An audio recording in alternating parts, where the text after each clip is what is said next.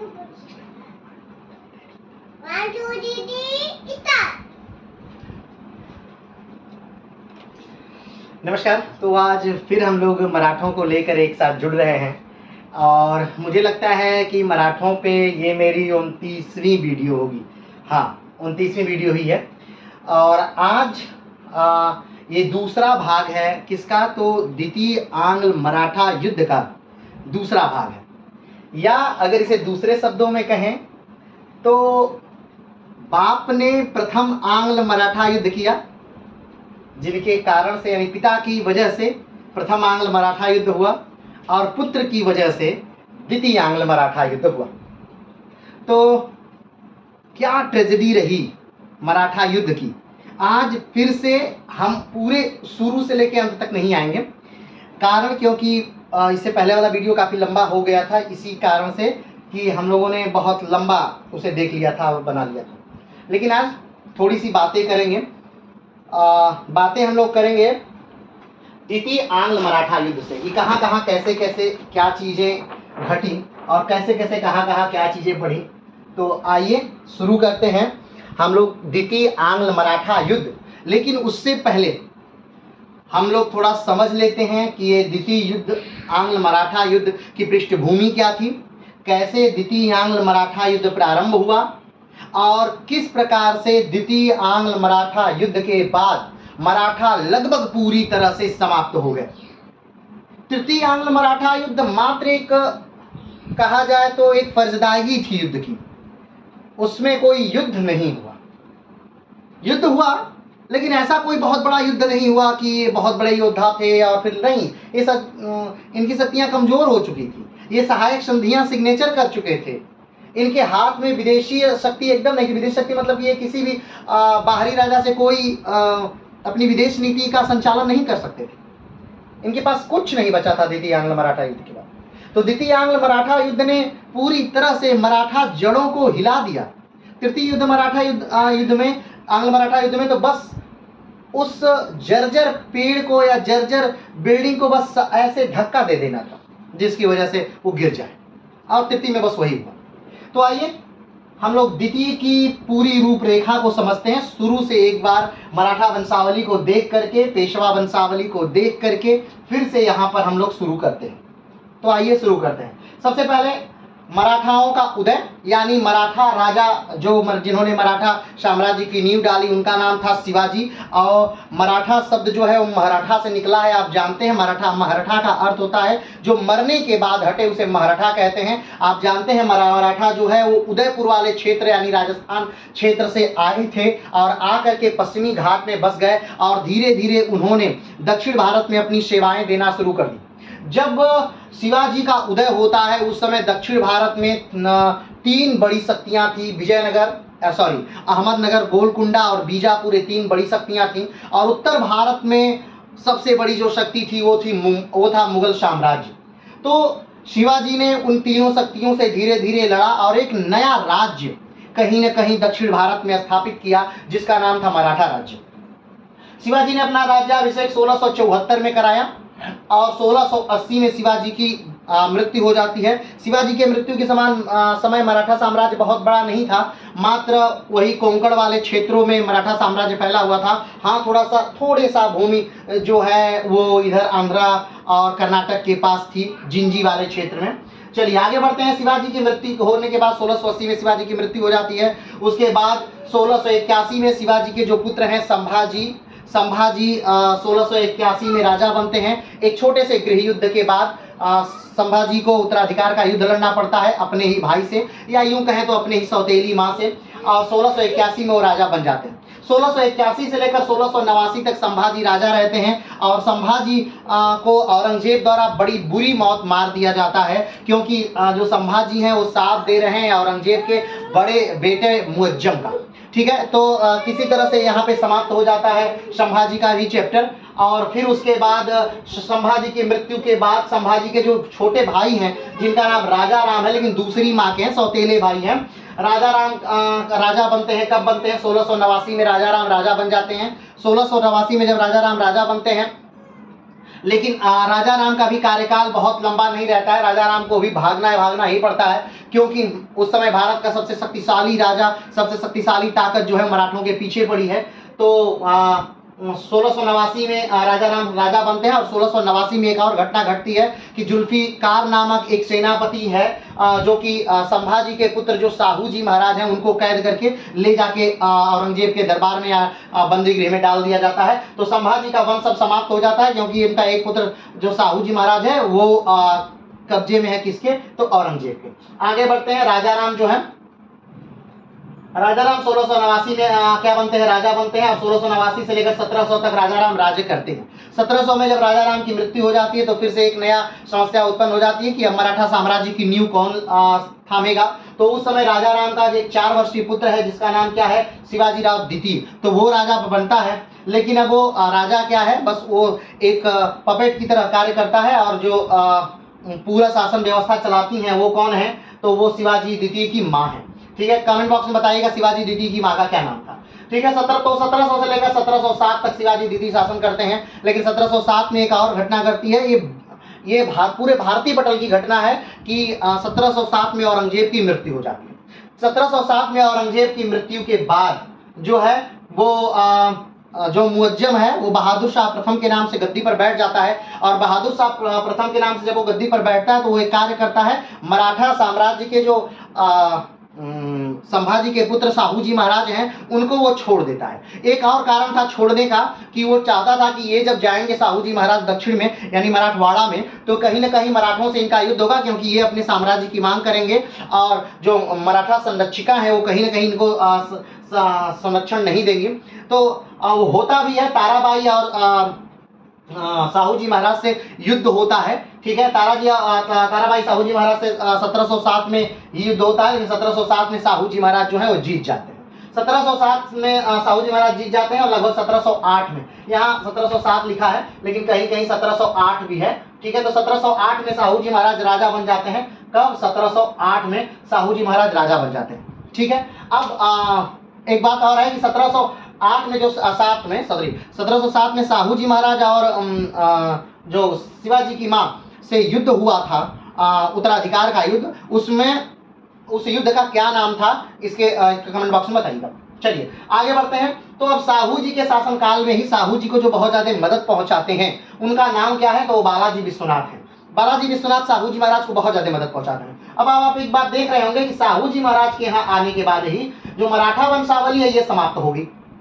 तो क्यों समाप्त हो गई? क्योंकि साहू जी महाराज का अपना कोई पुत्र नहीं था। ठीक है, तो साहू जी महाराज का जब अपना कोई पुत्र नहीं था तो कोई मराठा अगला शासक बना ही नहीं, तो इसीलिए यहाँ पर पूरी वंशावली जो है समाप्त हो गई। अब यहाँ पर पेशवा वंशावली आ गई। तो अब इसके बाद पेशवाओं ने ही शासन किया, इसलिए पेशवा वंशावली यहाँ पर लिखी गई है। तब आप सोच रहे होंगे कि मराठाओं के बाद पेशवाओं ने क्यों शासन किया, पेशवा कौन है? तो आइए जानिए। जो पेशवा शब्द है वो फारसी का शब्द है, इसका अर्थ होता है श्रेष्ठ। ठीक है, लेकिन अब बात आती है कि पेशवा आए कहां से। तो जब शिवाजी क्या बने, राजा बने 1674 में, तो अपने साम्राज्य को चलाने के लिए उन्होंने अष्टप्रधान नामक एक दल का गठन किया। ठीक है, एक मंत्रिमंडल का गठन किया जिसका नाम उन्होंने अष्टप्रधान रखा। अष्टप्रधान इसलिए रखा क्योंकि उसमें 8 मंत्री थे, 8 विभाग था और उनको अलग अलग विभाग बांटा गया था। कमेंट बॉक्स में लिखिएगा कि वो 8 विभाग कौन कौन से थे और उनका कार्य क्या था। आगे बढ़ते हैं। तो वो 8 विभाग में 8 मंत्री थे और उसे अष्टप्रधान कहा गया। और ये कब लागू हुआ, तो ये 1674 में अष्टप्रधान बनाया गया था। तो अष्टप्रधान में जो सबसे बड़ा प्रधान था, जो सबसे उच्च था, वो कौन था? वो पेशवा था। वो कौन था? पेशवा था। तो ध्यान रखिएगा, जो बालाजी विश्वनाथ साथ देते हैं साहू जी महाराज का, किस लिए? राजा बनने में। तो साहू जी महाराज अपने कार्यकाल में 1713 में बालाजी विश्वनाथ को क्या कर देते हैं? राजा बना देते हैं। ठीक है, अब कमेंट बॉक्स में बताइए कि बालाजी विश्वनाथ को 1713 से पहले, यानी पेशवा जब उन्हें बनाया गया 1713 में, इससे पहले उन्हें सेना करते का पद दिया गया था। वो कब दिया गया था? कमेंट बॉक्स में बताइएगा। चलिए आगे बढ़ते हैं। तो बालाजी विश्वनाथ जो है उनको पद दे दिया गया। कब? 1713 में पेशवा का पद दे दिया गया। 1713 से लेकर 1720 तक वो बहुत बेहतरीन ढंग से पेशवाई शासन चलाते हैं और मराठों का साम्राज्य बहुत तेजी से आगे बढ़ाते हैं। लेकिन अब ध्यान रखिएगा, जो बालाजी विश्वनाथ है 6वें पेशवा है। ये कौथे पेशवा? 6वें पेशवा है। यहाँ पर लिखा गया है पहले नाम पर, लेकिन वो 6वें पेशवा है। और वो पहला पेशवा कब था? वो शिवाजी के शासनकाल में था। कब था? शिवाजी के शासनकाल में। लेकिन बालाजी विश्वनाथ जो है वो भट्ट ब्राह्मण है। वो क्या है? भट्ट ब्राह्मण है। और भट्ट ब्राह्मणों में, या यूं कहें तो अपने परिवार में, बालाजी विश्वनाथ ये पहले पेशवा है। ठीक है, तो पहले पेशवा अपने परिवार में है, लेकिन वैसे नंबर पे 6वें नंबर के पेशवा है। ठीक है, आगे बढ़ते हैं। तो 1713 में ये पेशवा बनते हैं, 1720 तक पेशवाई पद पर कार्यरत रहते हैं और बहुत तेजी से मराठा साम्राज्य को आगे बढ़ाते हैं। 1720 में जब इनकी मृत्यु हो जाती है तो इनकी मृत्यु के बाद क्या होता है कि पेशवाई जो है वो वंशानुगत हो जाती है। लेकिन ध्यान रखिएगा, पेशवाई जो थे वो वंशानुगत नहीं था, बल्कि वो अपनी योग्यता के हिसाब से था। पेशवाई क्या था? योग्यता के हिसाब से था। लेकिन बालाजी विश्वनाथ के समय से ही पेशवाई क्या हो जाती है? वंशानुगत हो जाती है। तो 1720 में बालाजी विश्वनाथ के मरने के बाद बालाजी विश्वनाथ का 20 वर्षीय पुत्र जो है, जिसका नाम बाजीराव है, वो गद्दी पर बैठता है। 1720 में बाजीराव गद्दी पर बैठता है, 1740 तक बाजीराव कार्य करता है। अब बाजीराव के सही समय में एक मराठा संघ का निर्माण किया जाता है। क्या किया जाता है? मराठा संघ का निर्माण किया जाता है। मराठा संघ का अर्थ यानी अलग अलग जगहों पर अलग अलग मराठाओं की नियुक्ति की जाती है। जैसे में ग्वालियर में सिंधिया, नागपुर में भोसले, इंदौर में होलकर और बड़ौदा में गायकवाड़, ऐसे एक मराठा संघ का निर्माण किया जाता है। ठीक है, और ये मराठा संघ बहुत अच्छे से कार्य कब करना शुरू करता है? तो बालाजी बाजीराव के समय बहुत अच्छे से कार्य करना शुरू करता है। अगर देखा जाए बाजीराव, तो बाजीराव मराठा साम्राज्य के ही नहीं यानी पूरे भारत के सबसे अच्छे सेना नायकों में से एक थे, या यूं कहें कि सबसे अच्छे सेना नायक थे, तो ये भी अतिशयोक्ति नहीं होगी। लेकिन 1740 में क्या हो जाता है? बाजीराव की मृत्यु हो जाती है। 1740 में बाजीराव की मृत्यु के बाद उसके बाद बालाजी बाजीराव क्या करते हैं? गद्दी पर बैठते हैं। बालाजी बाजीराव कौन है? तो बालाजी बाजीराव जो है वो बाजीराव के पुत्र है। बाजीराव के दो पुत्र थे। ठीक है, ध्यान रखिएगा, बालाजी विश्वनाथ के भी दो पुत्र थे, एक बाजीराव और दूसरा चीमाजी अप्पा। ठीक है, और बाजीराव के भी दो पुत्र हैं, एक बालाजी बाजीराव, एक रघुनाथ राव। तो जो बड़ा पुत्र है बालाजी बाजीराव गद्दी पर बैठते हैं, रघुनाथ राव गद्दी पर नहीं बैठते हैं। लेकिन रघुनाथ राव का नाम याद रखिएगा, यही वो व्यक्ति है जो कि प्रथम आंग्ल मराठा युद्ध करवाने के लिए जिम्मेदार है, या यूं कहें तो यही वो व्यक्ति है जो पूरे मराठा साम्राज्य को नष्ट करने के लिए उत्तरदायी है। चलिए आगे बढ़ते हैं। तो बालाजी बाजीराव गद्दी पर बैठते हैं, लेकिन 1740 में गद्दी पर बैठते हैं, 1761 में बालाजी बाजीराव की मृत्यु हो जाती है। 1761 में उनकी मृत्यु, ये बहुत जरूरी नहीं थी कि मतलब मृत्यु होना तो सबकी आवश्यक है कि सबकी जो जन्म लिया है उसकी मृत्यु होगी, वो अलग बात है। लेकिन यहाँ बात है टाइमिंग की, कि वो क्या टाइमिंग थी जब बालाजी बाजीराव की मृत्यु होगी। क्योंकि बालाजी बाजीराव का समय वो समय है जब मराठा साम्राज्य अपने सर्वोच्च शक्ति को प्राप्त करता है। यानी बालाजी बाजीराव के समय में ही मराठा शक्ति जो है वो अटक से लेकर कटक तक क्या करती है? शासन करती है। बालाजी बाजीराव के समय में ही जो उड़ीसा वाला प्रांत है वो कहीं ना कहीं उड़ीसा के जो नवाब हैं वो मराठों को दे देते हैं, भाई ले लीजिए, आप बार बार हर साल आक्रमण मत करिए, हर साल बंगाल को तहस नहस नहीं करिए, आप एक काम करिए, ये उड़ीसा ले लीजिए और 12 लाख रुपए सलीना भी आप लीजिएगा, लेकिन इतना उत्पात मत मचाइए। ठीक है, तो बालाजी बाजीराव इसलिए बहुत जरूरी थी। और बालाजी बाजीराव के समय जो सबसे इंपॉर्टेंट घटना घटी, वैसे तो बहुत सारी घटनाएं बालाजी बाजीराव के समय घटी, क्योंकि बालाजी बाजीराव एक ऐसे शासक हैं जिन्होंने पूरे भारत को एकता के सूत्र में लगभग बांध दिया। पूरा उत्तर भारत लगभग जीत लिया, पूरा दक्षिण भारत लगभग जीत लिया, निजाम वाला क्षेत्र उदयगिरी के युद्ध में जीत लिया गया, उत्तर वाला क्षेत्र, मतलब कि कहीं भी अब बहुत ज्यादा मराठा साम्राज्य बाकी नहीं था, एक लंबा चौड़ा साम्राज्य बन चुका था। ठीक है, लेकिन 1761 में एक घटना घटती है। 1761 में घटना क्या घटती है? अब एक बात और ध्यान रखिएगा, बालाजी बाजीराव के समय में ही 1757 का प्लासी का युद्ध हो चुका है, यानी जो बंगाल है वो किसके कब्जे में आ चुका है? वो अंग्रेजों के कब्जे में आ चुका है। ठीक है, तो बंगाल वाली बात याद रखिएगा, बालाजी बाजीराव के समय में बंगाल वाली बात हो गई। अब बालाजी बाजीराव के समय में सबसे इंपॉर्टेंट घटना घटती है कि पानीपत का तृतीय युद्ध होता है। ठीक है, कौन सी घटना घटती है? पानीपत का तृतीय युद्ध होता है। अब पानीपत का तृतीय युद्ध का कारण क्या है? पानीपत का तृतीय युद्ध का कारण यह है कि अहमद शाह अब्दाली है वो लगातार भारत पर आक्रमण कर रहा होता है। अब आप सोचेंगे कि नहीं, अहमद शाह अब्दाली ने तो बस एक ही बार आक्रमण किया था 1761 में, ऐसी बात नहीं है। अहमद शाह अब्दाली ने भारत पर कुल 8 बार आक्रमण किया था। ठीक है, भारत पर कितने बार आक्रमण किया? 8 बार आक्रमण किया था। अगर देखा जाए कि पानीपत का जो युद्ध हुआ था वो अहमद शाह अब्दाली का चौथा आक्रमण था, तो पानीपत का जो युद्ध था वो अहमद शाह अब्दाली का 5वां आक्रमण था। ठीक है, इससे पहले 4 और आक्रमण अहमद शाह अब्दाली कर चुका है और इसके बाद 3 अभी और आक्रमण वो करेगा। ठीक है, तो अभी बात होती है कि ये 1757-59 की घटना है जब अहमद शाह अब्दाली क्या करता है, वो पंजाब और मुल्तान को जीत लेता है, और पंजाब और मुल्तान को जीतने के बाद उस पर अपना एक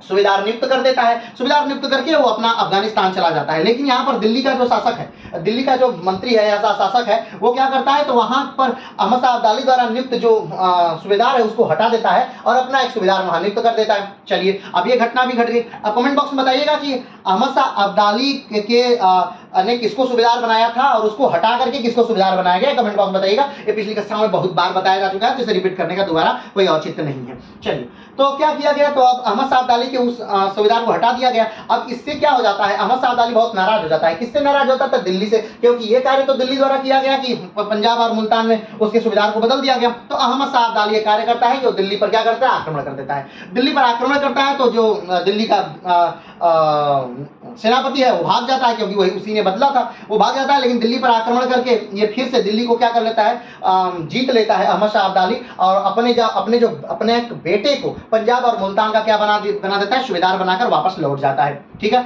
अब ध्यान दीजिएगा कि यहाँ पर मराठों से और मुगलों से एक संधि थी। मराठा और मुगलों से क्या संधि थी कि जब भी आप पर कोई भी विपत्ति आएगी तो मराठा जो है वो आपकी सहायता करेंगे, और बदले में आप पूरे हिंदुस्तान से जहां भी आपका कब्जा है वहां से चौथ लेने का अधिकार मराठों को देंगे। ठीक है, तो अब इस संधि के तहत जो मराठे हैं वो आक्रमण कर देते हैं, कहां, उत्तर की तरफ आक्रमण कर देते हैं। किसके नेतृत्व में, तो रघुनाथ राव कौन, यानी बालाजी बाजीराव के जो है वो भाई है रघुनाथ राव। याद करिएगा, बाजीराव के दो बेटे हैं, बालाजी बाजीराव और रघुनाथ राव। तो रघुनाथ राव के नेतृत्व में एक सेना भेजी जाती है उत्तर भारत में, और रघुनाथ राव बड़े आराम से और बहुत जादुई ढंग से वो पूरा क्षेत्र क्या कर लेते हैं, जीत लेते हैं।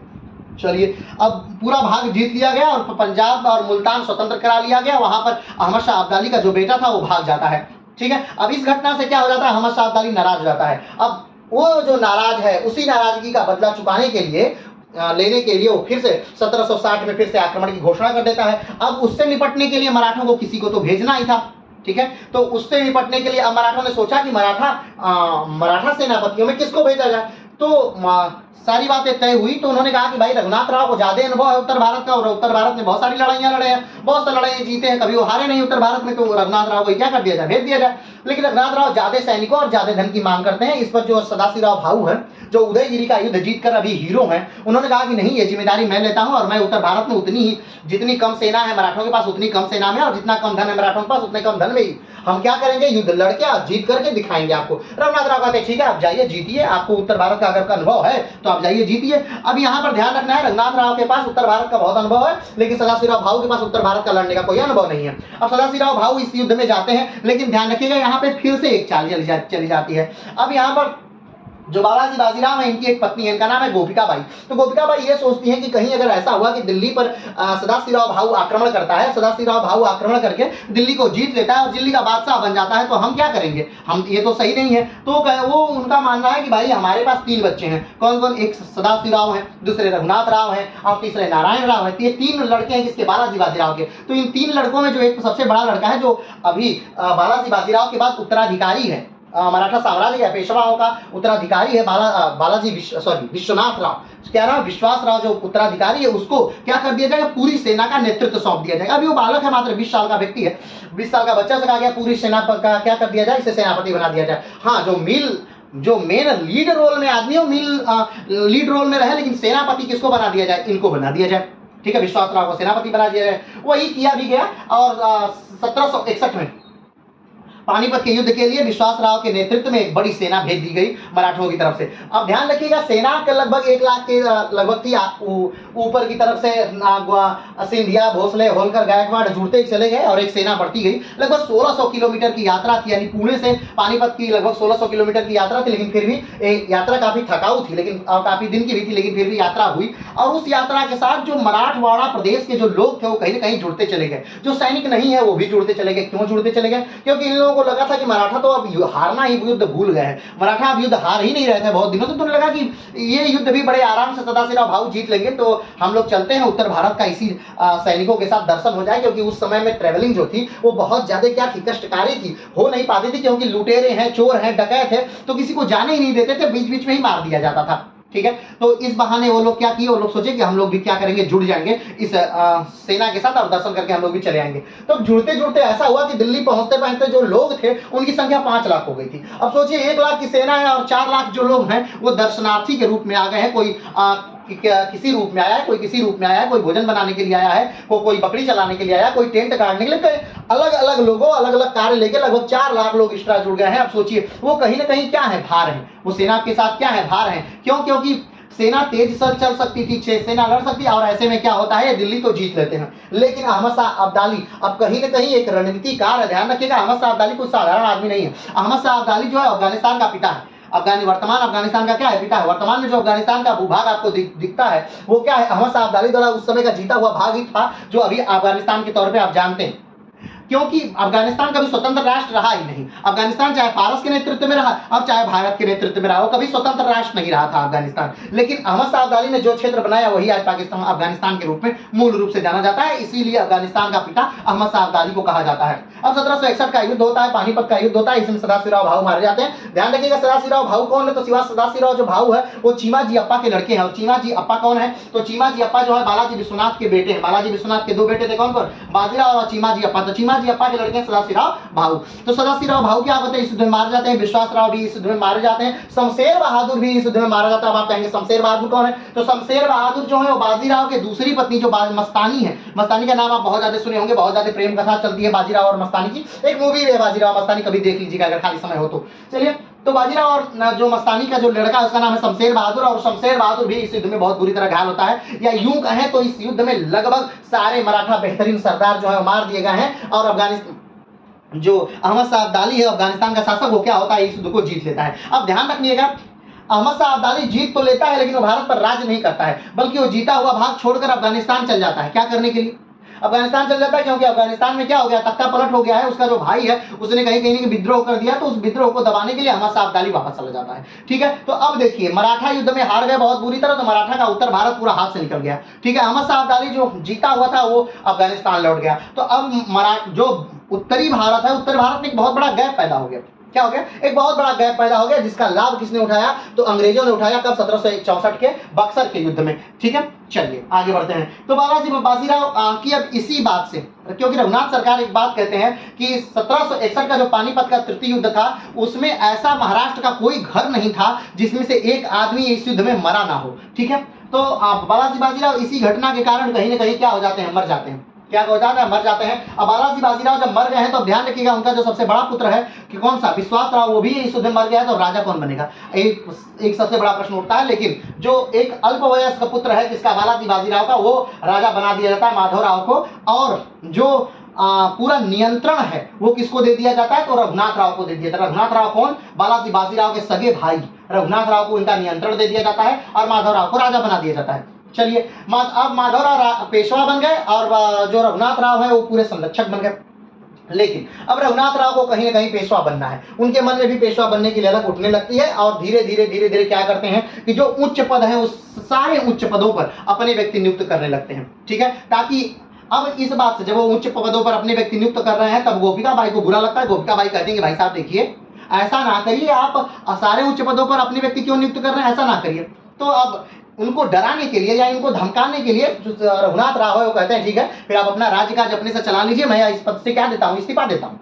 ठीक है, अब ये उन्होंने ये बात कह दिया और गोपिका बाई ने क्या कर दिया, गोपिका बाई या यूं कहे कि तो माधवराव ने क्या कर दिया कि उन्होंने कहा कि ठीक है, उस पद के लिए दूसरे व्यक्ति को नियुक्त कर दिया। अब जो दूसरे व्यक्ति को नियुक्त कर लिया जाता है तो पूरे सल्तनत में या फिर पूरे साम्राज्य में दो गुट बन जाते हैं, एक रघुनाथ राव का गुट और दूसरा गोपिका बाई का गुट। अब दो गुट बन गए और दोनों गुटों में युद्ध होता है। क्या होता है, युद्ध होता है। अब इसमें क्या होता है, तो जो रघुनाथ राव है वो कहीं ना कहीं निजाम की सहायता लेते हैं, निजाम की सहायता लेकर क्या करते हैं, तो माधवराव को हरा देते हैं। माधवराव युद्ध में हार जाते हैं और माधवराव लुका छिपी का खेल नहीं खेलते, बल्कि माधवराव आकर के रघुनाथ राव के यहाँ सरेंडर कर देते हैं कि ठीक है हमें गिरफ्तार कर लिया जाए। तो माधवराव को नजरबंद कर दिया जाता है, कहाँ, शनिवार वाड़ा में। ठीक है, माधवराव नजरबंद हो गए। लेकिन अब इसी समय एक और बड़ी घटना घटती है। अब माधवराव यहाँ नजरबंद हो गए। अब ध्यान रखिएगा, ये 1761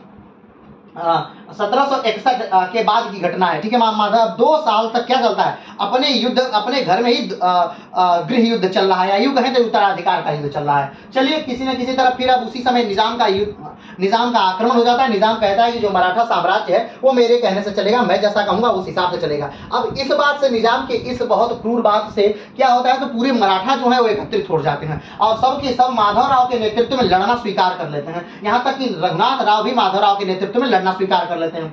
अब निजाम से युद्ध होता है, जिस युद्ध में क्या होता है, तो माधवराव जीत जाते हैं। अब माधवराव युद्ध जीत गए, निजाम से युद्ध जीत गया और माधवराव हीरो बन गए। और रघुनाथ राव का कद क्या हो गया, घट गया। रघुनाथ राव का कद क्या हो गया, घट गया। और कहीं ना कहीं अब रघुनाथ राव क्या बन गए, रघुनाथ राव अब नीचे रह गए और माधवराव फिर से क्या बन गए, पेशवा बन गए। फिर से रघुनाथ राव जो है वो विद्रोह करते हैं, लेकिन अब रघुनाथ राव को क्या कर दिया जाता है, बंदी बना करके कहाँ डाल दिया जाता है, नजरबंद कर दिया जाता है, उसी शनिवार वाड़ा में। चलिए, अब रघुनाथ राव का यहाँ किस्सा अभी खत्म नहीं हुआ है, ध्यान रखिएगा, फिर आएंगे। तो माधवराव 1761 में राजा बन गए, लेकिन 2 साल उनका गृह युद्ध में चला जाता है। लेकिन फिर भी माधवराव के समय में मराठाओं ने अपनी खोई हुई प्रतिष्ठा क्या कर ली, वापस पा ली। मराठाओं ने अपनी खोई हुई प्रतिष्ठा क्या कर ली, वापस पा ली। अब ध्यान दीजिएगा, इसी समय ही एक बहुत और बड़ी घटना होती है। जो शाह आलम अब इस समय जब देख रहे नारायण राव शासक बन गए 1772 में, माधवराव 1761 में शासक बने हैं, तो इसी समय माधवराव के समय में ही 1764 में एक युद्ध होता है। कौन सा युद्ध होता है? बक्सर का युद्ध होता है। कौन सा युद्ध होता है? बक्सर का युद्ध होता है। और उस 1764 में बक्सर के युद्ध में 3 सेनाएं एक तरफ होती है और अंग्रेज सेना एक तरफ होती है।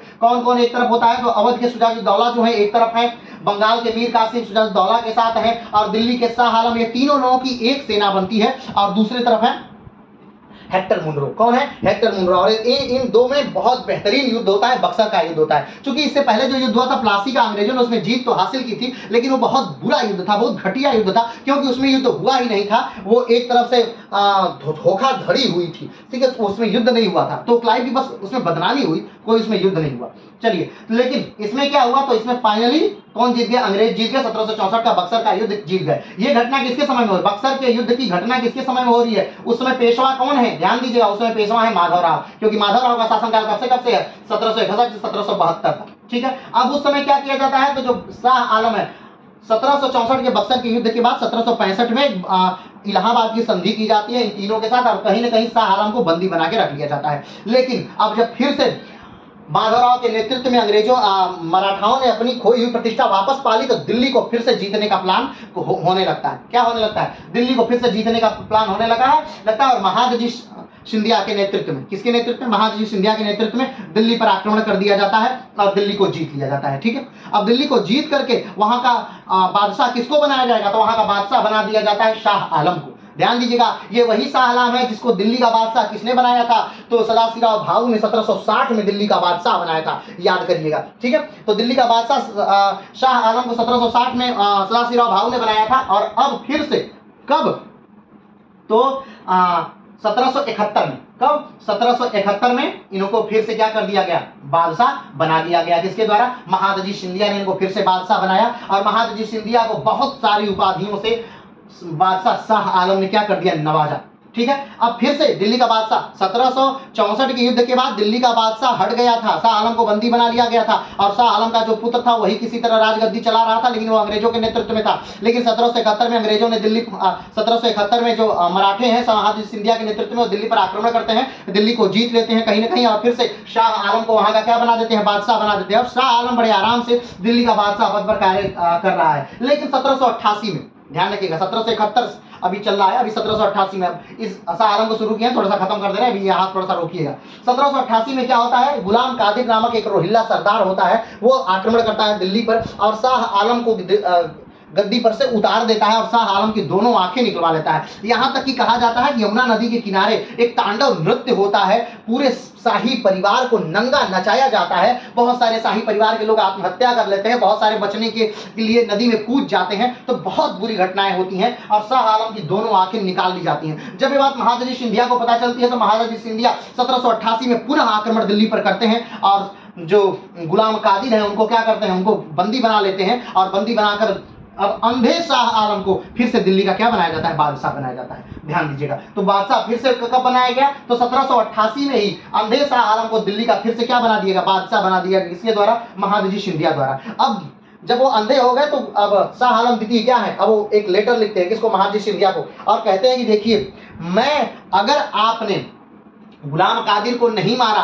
तो मैं वचन देता हूं कि मैं ये पूरा राजपाट छोड़ करके और मक्का चला जाऊंगा और वहां भीख मांगकर अपना जीवन यापन करूंगा, मैं यहां नहीं रहूंगा। तो महादजी सिंधिया को ये बात बहुत लगती है और वो क्या करते हैं कि बहुत बुरी मौत गुलाम कादिर को मारते हैं। पहले आंखें निकाल करके उसका निकला जबड़ा काट करके ये शाह आलम द्वितीय को भेजा जाता है, फिर हाथ काट करके शाह आलम द्वितीय को भेजा जाता है, फिर कान काट के शाह आलम द्वितीय को भेजा जाता है, नाक काट कर भेजा जाता है, पैर काट कर भेजा जाता है, अंगुलियां काट कर माने कि शरीर के हर एक अंग को काट के भेजा जाता है। और एक समय ऐसा आता है कि मथुरा में उसको फांसी पर लटका दिया जाता है। बात खत्म हो जाती है किसकी?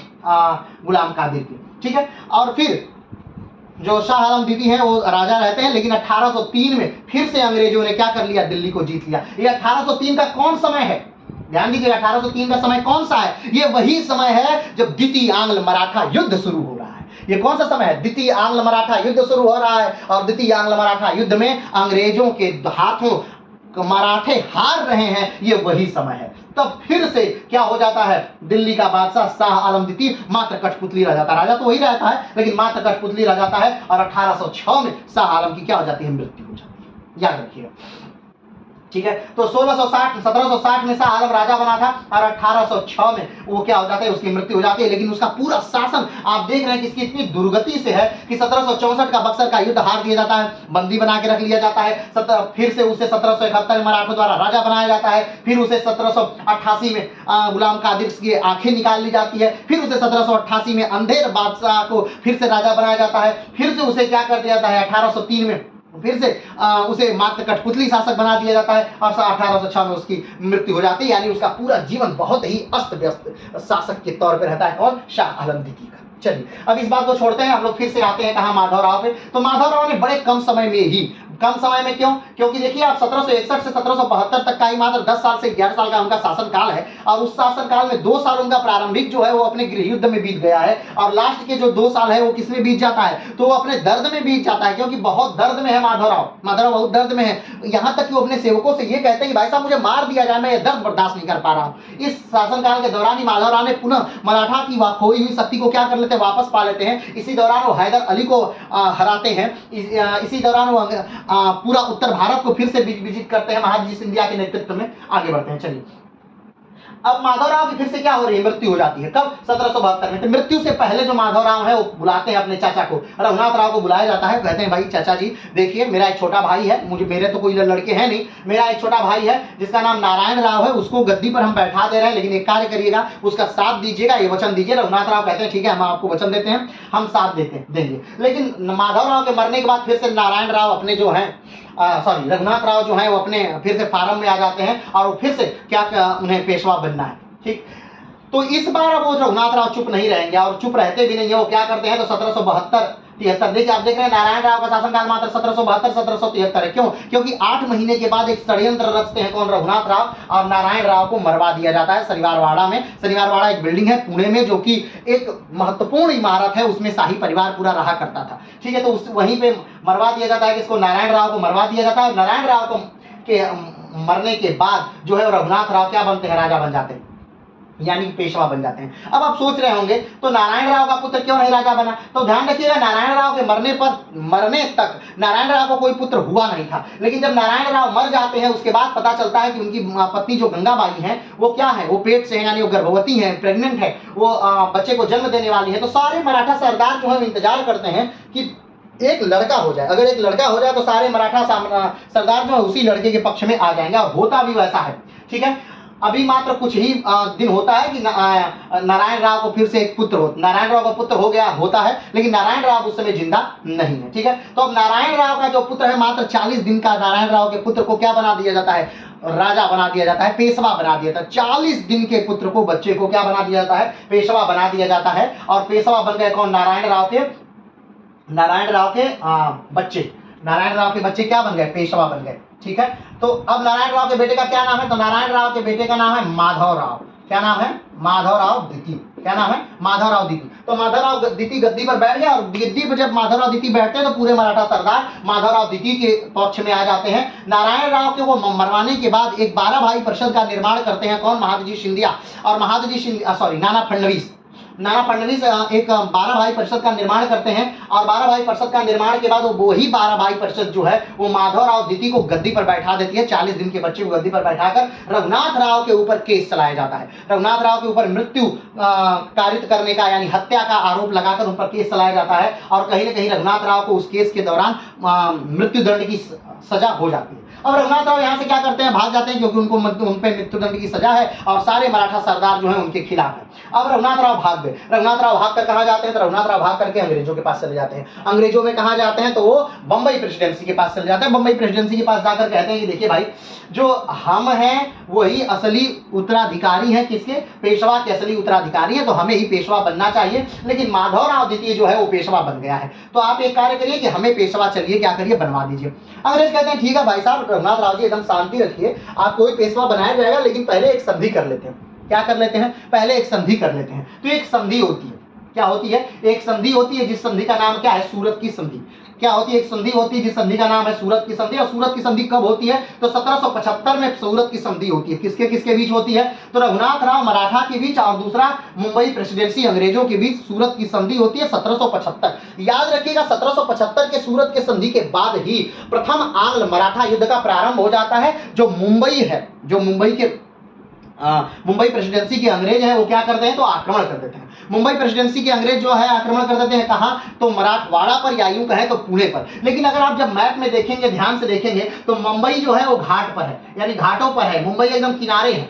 जो आप देखेंगे तो कोस्टल एरिया है। कोस्टल एरिया यूं कहें तो भारत के 9 ऐसे राज्य हैं जो तटवर्ती राज्य हैं। सबसे बड़ा तटवर्ती राज्य जो है वो गुजरात है, सबसे छोटा तटवर्ती राज्य गोवा है, सबसे बड़ा तटवर्ती राज्य दक्षिण भारत का वो आंध्र प्रदेश है, सबसे छोटा तटवर्ती राज्य दक्षिण भारत का वो गोवा है। तो 9 ऐसे राज्य हैं जो तटवर्ती राज्य हैं, ठीक है। तो उन तटवर्ती राज्यों में आप जब देखेंगे तो जो महाराष्ट्र वाला तटवर्ती राज्य उसे कोंकण क्षेत्र कहते हैं। महाराष्ट्र और गोवा का जो तटवर्ती राज्य से क्या कहते हैं, कोंकण क्षेत्र कहते हैं। तो इसका जो मुंबई है वो ऊपर है और जो पुणे है वो नीचे है और कुछ हटकर है, दक्षिण में है लेकिन पूर्व की तरफ है, ठीक है। तो अब ध्यान रखिएगा मुंबई और पुणे के बीच जो है वो पश्चिमी घाट की पहाड़ियां हैं। वो क्या है, पश्चिमी घाट की पहाड़ियां। जब आप भूगोल में पहाड़ियां पढ़े होंगे तो आपको पता होगा कि पश्चिमी घाट की बहुत लंबी पहाड़ी है। भारत की उत्तर से दक्षिण तक विस्तारित जो है भारत की सबसे लंबी पहाड़ी वो पश्चिमी घाट की पहाड़ियां ही हैं, ठीक है। तो जो पश्चिमी घाट की पहाड़ियां हैं वो इसके बीच में पड़ती हैं, यानी पुणे और मुंबई के बीच में पड़ती हैं। तो अंग्रेजों को शुरू में बहुत दिक्कत हुई। क्या हुई, शुरू में बहुत दिक्कत हुई, लेकिन धीरे धीरे फिर युद्ध क्या होने लगा। क्योंकि अब ध्यान दीजिएगा कि अंग्रेज उस सिचुएशन में कभी लड़े नहीं है। वो जंगलों में नहीं लड़े हैं, पहाड़ों पे नहीं लड़े हैं, वो घाटियों में नहीं लड़े हैं, दर्रों में नहीं लड़े हैं। लेकिन जो मराठे हैं, अब ध्यान दीजिए 1674 से शिवाजी से पहले से वो सैनिक हैं। अब शिवाजी के समय में से तो मराठे राजा के तौर पे कार्य कर रहे हैं, लेकिन शिवाजी से पहले से वो क्या है, अलग अलग राज्यों में सेना के सैनिक के तौर पे कार्य कर रहे हैं। और उनका वो क्षेत्र है, उसी क्षेत्र में उनका बचपन बीता है। उनके दादा परदादा जो है वही लड़े हैं, वही मरे हैं, तो उनको उस क्षेत्रों का अनुभव है। तो अंग्रेजों को बड़ी बुरी क्या होती है, अब बहुत बुरी हालत हो जाती है। उसमें मराठों में लड़ने में बहुत दिक्कत होती है उस समय से। लेकिन ध्यान रखिए तो सूरत की संधि होती है 1775 में, युद्ध शुरू हो जाता है। लेकिन जब ये बात पता चलती है, किसको पता चलती है, जब ये बात पता चलती है तो आइए इसको पता चलती है ये बात, तो थोड़ी सी बात करते हैं। तो जब ये बात पता चलती है किसको, बंगाल के वारेन हेस्टिंग को। कब पता चलती है, बंगाल के प्रथम गवर्नर जनरल वारेन हेस्टिंग को जब ये बात पता चलती है। तो वारेन हेस्टिंग कहते हैं कि भाई साहब एक बात बताइए, हम बंगाल के गवर्नर जनरल हैं, ठीक, हम बंगाल के गवर्नर जनरल हैं और आप बिना हमसे पूछे युद्ध शुरू कर दिए। क्या कर दिए, युद्ध शुरू कर दिए। ये कैसे हो, मतलब ये कैसे हो गया कि आप बिना हमसे पूछे और युद्ध कर रहे हैं, वो भी मराठों से। भारत की इस समय की सबसे ताकतवर सेना जो है, सबसे शक्तिशाली सेना जो है, उससे आप मुंबई वाले युद्ध कर रहे हैं, आपने किससे पूछा। तो एक काम करिए कि तुरंत अभी के अभी, वारेन हेस्टिंग क्या कहते हैं कि अभी के अभी ये युद्ध क्या कर दिया जाए, बंद कर दिया जाए। इस चार्ट को हम एक बार क्या करेंगे, डिस्कस करेंगे, लेकिन अभी नहीं, अभी रुकिए थोड़ा सा, अभी बाद में, इसके बाद अभी चार्ट को हम डिस्कस करेंगे। तो वारेन हेस्टिंग ने क्या कहते हैं कि अभी इस युद्ध को क्या करिए, तुरंत रोकिए।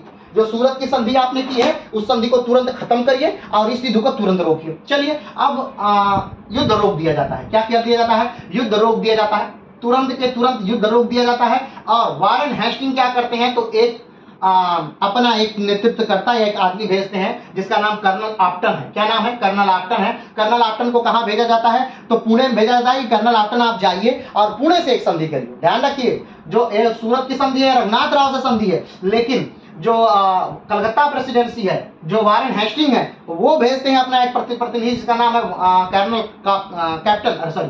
कर्नल आप्टन। और उनसे कहा जाता है कि आप जाके नाना फडणवीस से संधि करिए, यानी पुणे से संधि करिए, जो कि रघुनाथ राव के विपरीत वाले हैं, उनसे संधि करिए। और कर्नल आप्टन आते हैं और एक संधि होती है नाना फडणवीस और मराठों के बीच। कौन से मराठों के बीच, पुणे के मराठों के बीच। जिसका नेतृत्व कौन कर रहा है, तो जिसका नेतृत्व उस समय कौन कर रहा है, तो माधवराव द्वितीय। कौन कर रहा है, माधवराव द्वितीय कर रहे हैं उसका नेतृत्व। और एक संधि होती है, कौन संधि होती है, तो पुरंदर की संधि होती है। कौन संधि होती है, पुरंदर की संधि होती है। कब होती है, 1776 में। कमेंट बॉक्स में बताइएगा एक और संधि हुई थी पुरंदर की संधि, वो किसके किसके बीच हुई थी और उस संधि के बीच कितने किलो का आदान प्रदान हुआ था ये भी बताइएगा। और उस संधि के बाद किसको कहां बुलाया गया था थोड़ा विस्तार से कमेंट बॉक्स में बताइएगा। चलिए आगे बढ़ते हैं। तो पुरंदर की संधि होती है 1776 में अंग्रेजों और कलकत्ता प्रेसिडेंसी के बीच, मराठों और कलकत्ता प्रेसिडेंसी के बीच वारेन हेस्टिंग के बीच। और ये यूं कहें तो नाना फडणवीस और वारेन हेस्टिंग के बीच संधि होती है जिसका नाम है पुरंदर की संधि। सन है कब? 1776। 1775 में प्रथम आंग्ल मराठा युद्ध शुरू हो रहा है, 1776 में पुरंदर की संधि आ जा रही है। ठीक है, और युद्ध क्या हो जा रहा है? रुक जा रहा है। युद्ध फिर क्या हुआ? रुक गया। चलिए आगे बढ़ते हैं। अब फिर 1776 में तो युद्ध रुक गया, लेकिन 1777 में फिर एक गड़बड़ी होती है। फिर एक कहानी में क्या आता है? ट्विस्ट आता है। कब? 1777 में। क्या ट्विस्ट आता है? ट्विस्ट ये आता है कि बहुत सारा जो भूभाग है, कोंकण क्षेत्र का बहुत सारा जो भूभाग है, वो भूभाग नाना फडणवीस जो हैं वो दे देते हैं। किसको दे देते हैं? तो फ्रांसीसियों को दे देते हैं। तो अब आप सोच रहे हो इससे क्या दिक्कत है? तो पुरंदर की संधि में ये बात साफ साफ लिखी थी कि किसी भी विदेशी से आप कोई संपर्क नहीं स्थापित करेंगे और इसके बदले अंग्रेज आपके आंतरिक मामलों में कोई हस्तक्षेप नहीं करेंगे। तो अब एक तरह से पुरंदर की संधि का उल्लंघन हो गया। कब? 1777 में। कौन कर दिया? तो नाना फडणवीस कर दिए। क्या कर दिए? तो कुछ जमीन जो है वो फ्रांसीसियों को दे दिए। अब इस बात से वारेन हेस्टिंग क्या होगा? बहुत नाराज हो गए कि भाई आपने पुरंदर की संधि को तोड़ी। सूरत की संधि हुई थी और आप पर बंबई प्रेसिडेंसी ने आक्रमण कर दिया, हमने आपको बचाया और बचा करके हमने पुरंदर की संधि की, लेकिन आपने पुरंदर की संधि तोड़ दी। तो अब वारेन हेस्टिंग बहुत नाराज है। किससे? तो मराठों से बहुत नाराज है। तो वो वारेन हेस्टिंग एक आदेश जारी करते हैं बंबई को कि ठीक है बंबई वालों, तुम एक काम करो, तुम आक्रमण करो।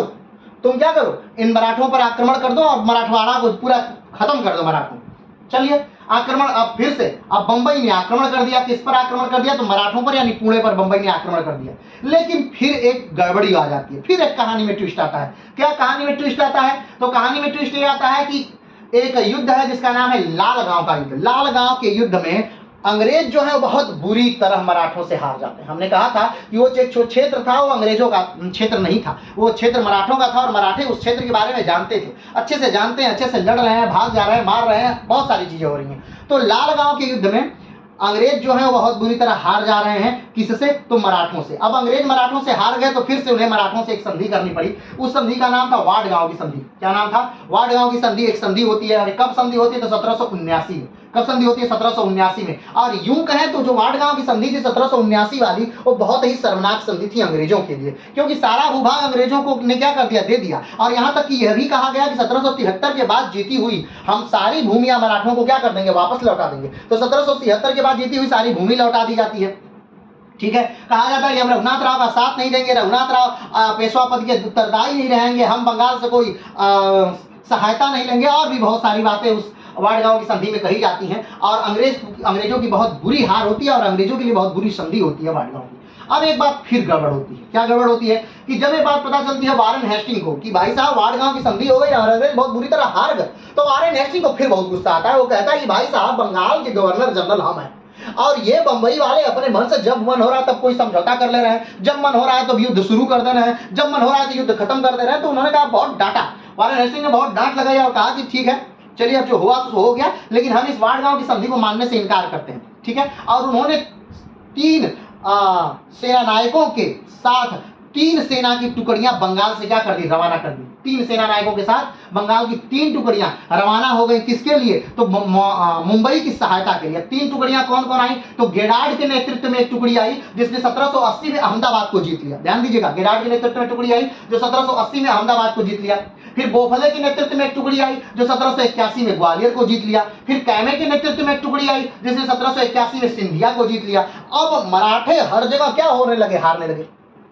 मराठे क्या होने लगे? हर जगह हारने लगे, जिससे मराठों ने यह सोचा कि अगर हम ऐसे ही चलता रहा तो हम तो पूरा अपना पुणे भी हार जाएंगे। तो क्यों नहीं ऐसा किया जाए कि जो दक्षिण में हमारे निजाम है और जो दक्षिण में कौन है, जो मैसूर है यानी कि जो टीपू सुल्तान है, उनसे सहायता ली जाए और तीनों लोगों की एक संयुक्त सेना बनाई जाए और अंग्रेजों से लड़ा जाए और इनको रंजों को मजा चखाया जाए। तो अब वो सोच रहे थे कि तीनों की संयुक्त सेना बनाई जाए, लेकिन जब ये बात अंग्रेजों को पता चलती है कि भाई अब ये तीनों संयुक्त सेना बना रहे हैं, तब अंग्रेज डर जाते हैं। क्योंकि उन्हें लगता है कि ये मराठे अकेले ही इतना युद्ध कर रहे हैं, अगर तीनों सेनाएं मिल जाएंगी तो और दिक्कत होगा। तो अंग्रेजों ने सोचा कि और अगर ये जीत जाते हैं तो हमारा जो जीता हुआ भाग है वो भी इनके पास चला जाएगा, तो फिर हमको क्या करना पड़ेगा, उसी वाडगांव की संधि की तरह जो 1779 में हुई थी उसकी तरह फिर कोई संधि होगी और अंग्रेजों का फिर एक दुर्दशा होगा। तो उन्होंने कहा कि नहीं, एक काम करते हैं कि इस युद्ध को अब यही समाप्त करते हैं और एक युद्ध कर लेते, एक संधि कर लेते हैं जो सालबाई की संधि थी। तो 1782 में एक संधि होती है जिसका नाम है सालबाई की संधि, और 1782 की संधि से, सालबाई की संधि से प्रथम आंग्ल मराठा युद्ध क्या हो जाता है, समाप्त हो जाता है। तो याद रखिएगा, सूरत की संधि 1775 से क्या होता है, प्रथम आंग्ल मराठा युद्ध प्रारंभ होता है, और सालबाई की संधि 1782 तक से क्या होता है, ये युद्ध प्रथम आंग्ल मराठा युद्ध समाप्त होता है। अब इसमें देखिए, प्रथम आंग्ल मराठा युद्ध में कितनी संधियां हो गई, सूरत की संधि, पुरंदर की संधि, वाडगांव की संधि, सालबाई की संधि, यानी 4 संधियां आ गई प्रथम आंग्ल मराठा युद्ध में, कुल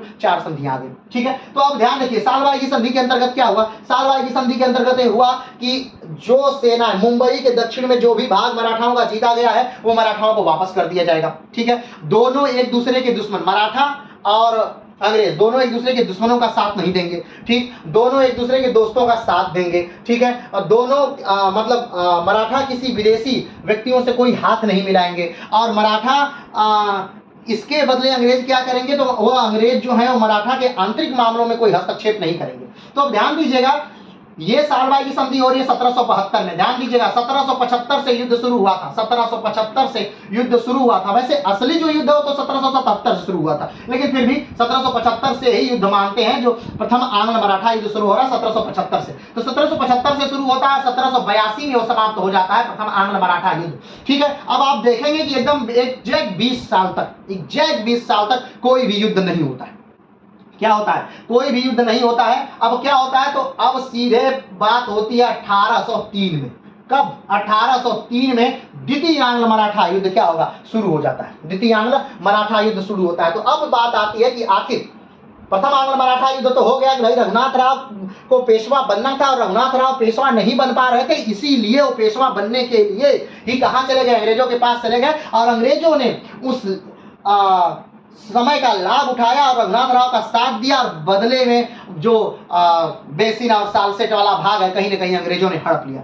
वैसे अगर ध्यान से देखा जाए तो प्रथम आंग्ल जो मराठा युद्ध था वो समाप्त होने तक अंग्रेजों को बहुत कुछ फायदा नहीं हुआ, बस फायदा इतना हुआ कि बेसिन और सालसेट वाला इलाका उनके हाथ में चला गया। तो उस हिसाब से, आज के हिसाब से मुंबई वाला इलाका उतना, जैसे आज उतना विकसित है, उतना विकसित नहीं था, तो वो इलाका जाना भी हाथ से कोई बहुत बड़ी बात नहीं थी, वो नॉर्मल सी बात थी। तो आखिर प्रथम आंग्ल मराठा युद्ध से अंग्रेजों ने क्या सीखा, अंग्रेजों ने मूलतः क्या अंग्रेजों को फायदा हुआ, तो अंग्रेजों को फायदा यह हुआ कि मराठों की ताकत मिला करके, क्या करके, मराठों की ताकत मिला करके उन्होंने कहीं ना कहीं मैसूर को क्या कर लिया, हरा दिया, मैसूर को क्या कर दिया, हरा दिया। ये अंग्रेजों के लिए फायदा हुआ। और इस सालबाई की संधि से सबसे बड़ा घाटा किसको हुआ, तो सबसे बड़ा घाटा हुआ टीपू सुल्तान को, जिसने क्या किया, तो जिसको घाटा ये हुआ कि मराठे अंग्रेजों की तरफ से लड़कर टीपू सुल्तान को क्या कर देते हैं, हरा देते हैं। ठीक है, चलिए अब आगे बढ़ते हैं। तो अब ये प्रथम आंग्ल मराठा युद्ध तो समाप्त होता है, लेकिन आज की जो बात है कि द्वितीय आंग्ल मराठा युद्ध, तो अभी इससे पहले वाले क्लास में द्वितीय आंग्ल मराठा युद्ध की भी पृष्ठभूमि हम बता चुके हैं। तो क्या हुआ है द्वितीय आंग्ल मराठा युद्ध में, अब तक ये हुआ है द्वितीय आंग्ल मराठा युद्ध में कि 2 सेनाएं, अब पेशवा कौन है, तो पेशवा है बाजीराव द्वितीय। कौन है पेशवा, बाजीराव द्वितीय। क्यों, तो अभी इस पर थोड़ा सा बात कर लीजिए, क्योंकि जो प्रथम आंग्ल मराठा युद्ध हुआ था उस समय पेशवा कौन थे, तो उस समय पेशवा कौन थे, तो उसमें पेशवा थे माधवराव द्वितीय। तो माधवराव द्वितीय जो है वो 1795 में माधवराव द्वितीय ये शनिवार वाड़ा के ऊपर चढ़ जाते हैं, उसी बिल्डिंग के ऊपर, और वहां से कूद जाते हैं। क्या करते हैं, कूद जाते हैं और कूद करके मर जाते हैं। ठीक है, क्यों कूद जाते, तो कहा जाता है कि नाना फडणवीस का इतना ज्यादा प्रेशर था कि वो अपने मन से कुछ कर ही नहीं पा रहे थे, इसलिए वो परेशान हो गया था वो लड़का, और उसने क्या कर दिया, 1795 में आत्महत्या कर ली। अब ध्यान दीजिए, अब जब नाना फडणवीस के बाद कोई चारा नहीं बचा, उन्होंने देखा कि माधवराव का कोई तो पुत्र ही नहीं है, माधवराव का क्या नहीं है, कोई पुत्र ही नहीं है। नारायण राव का एक पुत्र था माधवराव, वो भी मर ही गया। माधवराव प्रथम का कोई पुत्र था ही नहीं। ठीक है, अब बालाजी बाजीराव के 3 पुत्र थे, तीनों क्या हो गए, अब मर गए। ठीक है, तो अब राजा कौन बनेगा, तो ये समस्या थी। तो उन्होंने कहा कि ठीक है, अब एक ही आदमी है जिसके पुत्र हैं, वो कौन है, और रघुनाथ राव है। तो उन्होंने कहा नाना फडणवीस रघुनाथ राव के पुत्रों के पास गए और उसमें देखा कि जो सबसे योग्य है वो बाजीराव द्वितीय था। तो उन्होंने बाजीराव द्वितीय को क्या बना दिया, पेशवा बना दिया। कब बना दिया, तो जब माधवराव द्वितीय सहिवारवाड़ा से कूद कर आत्महत्या कर लिया, उसके बाद बाजीराव द्वितीय को 1795 में पेशवा बना दिया गया। चलिए 1795 में बाजीराव द्वितीय पेशवा बन गए। ध्यान रखिएगा ये आखिरी पेशवा है, ये क्या है, आखिरी पेशवा है। मराठाओं का राजा आखिरी कौन है, तो साहू जी महाराज, और आखिरी पेशवा कौन है, तो बाजीराव द्वितीय। ठीक है, ये वही बाजीराव द्वितीय हैं जिनको निकाल करके, यानी यहाँ से उठा करके, कहाँ से, पुणे से उठा करके कानपुर के बिठूर में फेंक दिया जाएगा। और इन्हीं के लड़के हैं कौन, नाना साहब द्वितीय। ठीक है, इन्हीं के लड़के नाना साहब द्वितीय जो 1857 के युद्ध में महत्वपूर्ण भूमिका निभाएंगे। ठीक है, तो अब बाजीराव द्वितीय क्या हुए, पेशवा बन गए हैं। अब 1800 में क्या हो गया, 1800 में नाना फडणवीस की मृत्यु हो गई। ठीक, अब ये सारी घटनाओं को अंग्रेज जो है वो अवलोकित कर रहे हैं, देख रहे हैं बहुत, आप ध्यान से देख रहे हैं। क्यों बहुत ध्यान से देख रहे हैं, इसलिए बहुत ध्यान से देख रहे हैं क्योंकि उनको कहीं ना कहीं राज्य को हड़पना है। उनको राज्य को क्या करना है, उनको कहीं ना कहीं राज्य को हड़पना है। तो 1795 में बहुत ध्यान से क्या कर रहे हैं, देख रहे हैं। लेकिन अब एक घटना जो मेन कारण था, क्या कारण था कि तो जो द्वितीय आंग्ल मराठा युद्ध का मेन कारण था वो ये कारण था कि दो जो मराठा संघ था वो आपस में टकरा रहा था। कौन कौन थे, तो एक थे सिंधिया और दूसरे थे होलकर, सिंधिया और होलकर।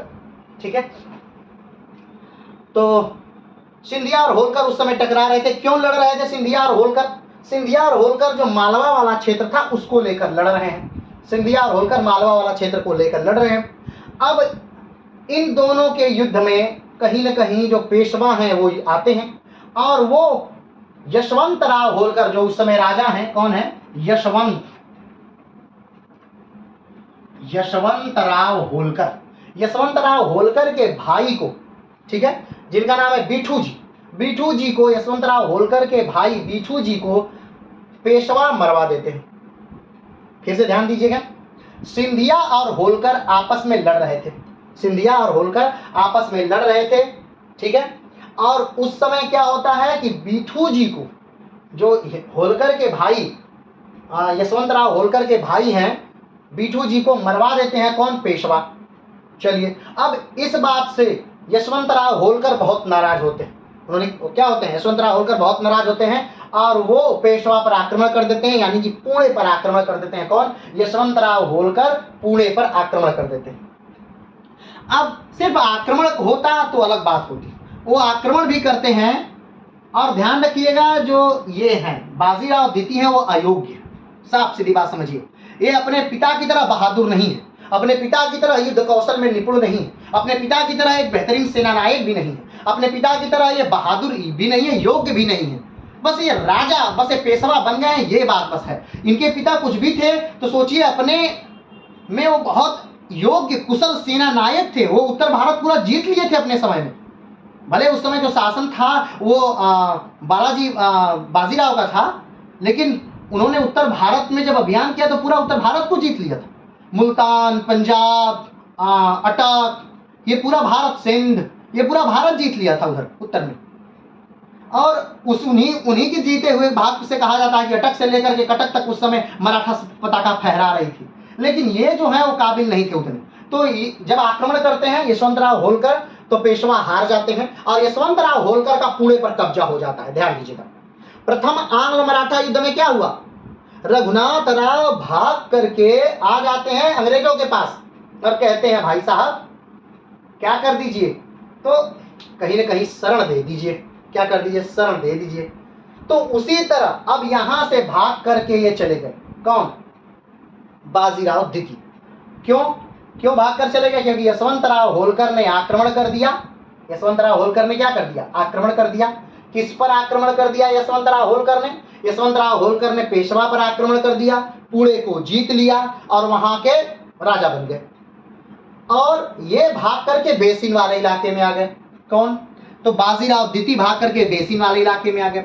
अब जो बेसिन वाले इलाके में आ गए तो फिर अंग्रेजों के पास आए, जिस प्रकार से उनके पिताजी आए थे प्रथम आंग्ल मैसूर मराठा युद्ध शुरू करने के लिए, उसी प्रकार ये आ गए। अब अब देखिए, आदमी इतिहास से कुछ नहीं सीखता है। अगर इतिहास से थोड़ा सीखते तो ये देखते कि मेरे पिताजी भी इसी यही घटना हुई, मेरे पिताजी के साथ भी यही घटना हुई थी। वो भी अंग्रेजों के साथ आए थे, अंग्रेजों के साथ मिले थे और अंग्रेजों ने उनसे भी एक बहुत बुरी संधि की थी, और अंग्रेज मुझसे भी कोई संधि करेंगे तभी मुझे सहायता देंगे। ये बात उन्हें समझनी चाहिए थी, लेकिन वो नहीं समझे। ठीक है, चलिए कोई बात नहीं, आप इतिहास से जरूर सीखिएगा। तो क्या हुआ कि फाइनली जो बाजीराव द्वितीय हैं अंग्रेजों के पास आए बेसिन में, और उन्होंने कहा कि भाई हमें सहायता चाहिए ताकि मैं फिर से पेशवा बन सकूं। अंग्रेजों ने एकदम ठीक ठीक ठीक, हम यहाँ सहायता देने के लिए ही बैठे हैं और हम आपको एकदम सहायता देंगे, हम आपको पेशवा बनाएंगे भी। तो इन्होंने कहा कि भाई अब पिछली बार जैसा नहीं ना हो जाएगा कि पेंशन ले लो तुम उधर बैठे रहो। नहीं नहीं नहीं, एकदम चिंता मत करिए, आपके पिताजी जैसा एकदम नहीं होगा। अब 20 साल बाद की घटना है, उस समय नाना फडणवीस जैसा आदमी था, और सारे मराठा संघ के जो बढ़िया बढ़िया लीडर थे वो सब मर चुके हैं। अब जो हैं वो अयोग्य हैं, वो उस काबिल नहीं है कि अंग्रेजों से वो लड़ भी सकें और राजनीति भी कर सकें। अब वो उस काबिल नहीं है। तो अब अंग्रेजों और मराठा बाजीराव द्वितीय के बीच एक संधि होती है जिसे बेसिन की संधि कहते हैं। क्या कहते हैं? बेसिन की संधि कहते हैं। और बेसिन की संधि यूं कह दें तो बहुत ही अपमानजनक संधि होती है। बेसिन की संधि क्या है? बहुत ही अपमानजनक क्या है? संधि है। इन दोनों के बीच बेसिन की जो संधि है वो क्या है? बहुत अपमानजनक संधि है। चलिए, अब वो संधि हो जाती है। बेसिन की संधि क्या है तो इसको हम फिर से अब नहीं पढ़ाएंगे, क्योंकि हम पिछले वीडियो में जस्ट पीछे पिछले वीडियो में प्रथम द्वितीय आंग्ल मराठा युद्ध भाग 1 में इसको बहुत अच्छे से बता चुके। तो बेसिन की संधि होती है, और बेसिन की संधि के बाद अब जब बेसिन की संधि हो गई किसके किसके बीच? बाजीराव द्वितीय और मुंबई प्रेसिडेंसी के बीच बेसिन की संधि हो गई, और वो तैयार हो गए कि ठीक है हम आपको देंगे, सहायता देंगे। ठीक है,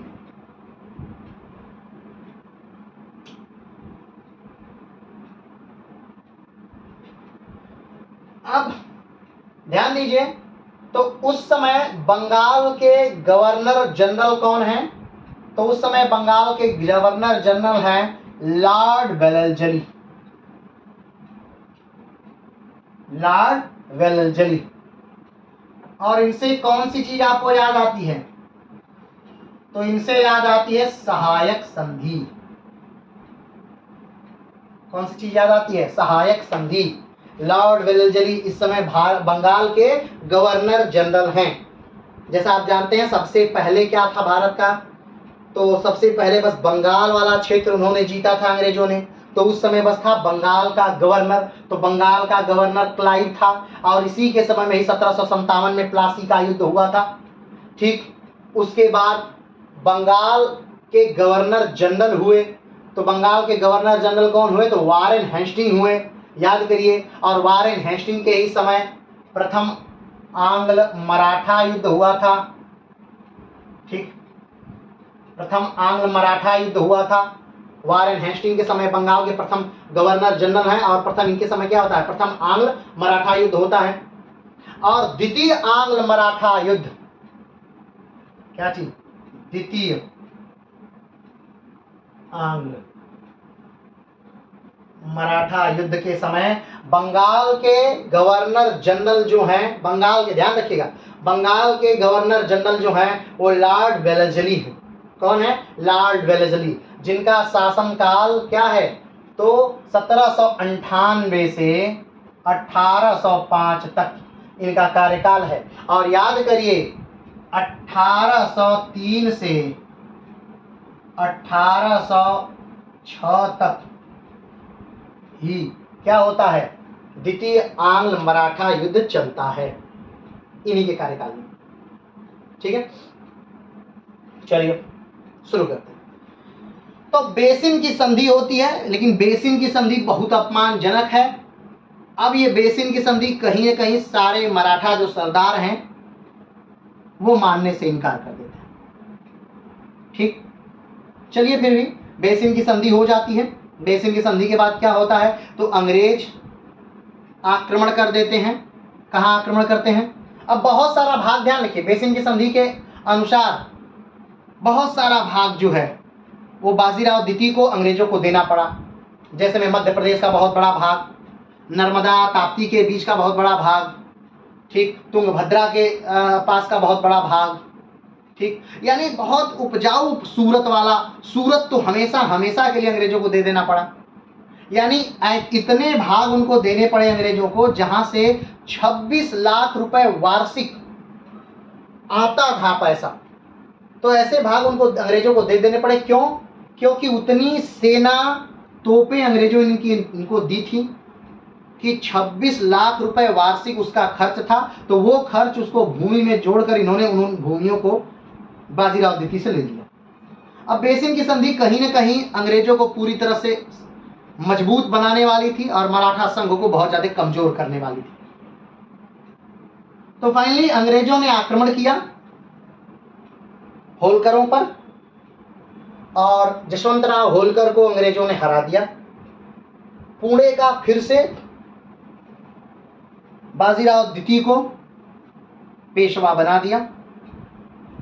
पेशवा तो ये बन गए, लेकिन कहीं न कहीं इनको ये संधि, जो बेसिन की संधि हुई थी, हमने कहा कि बहुत अपमानजनक संधि थी, तो अब इनको ये संधि अच्छी नहीं लगी। तो इन्होंने फिर से मराठा संघ को जोड़ने की कोशिश की।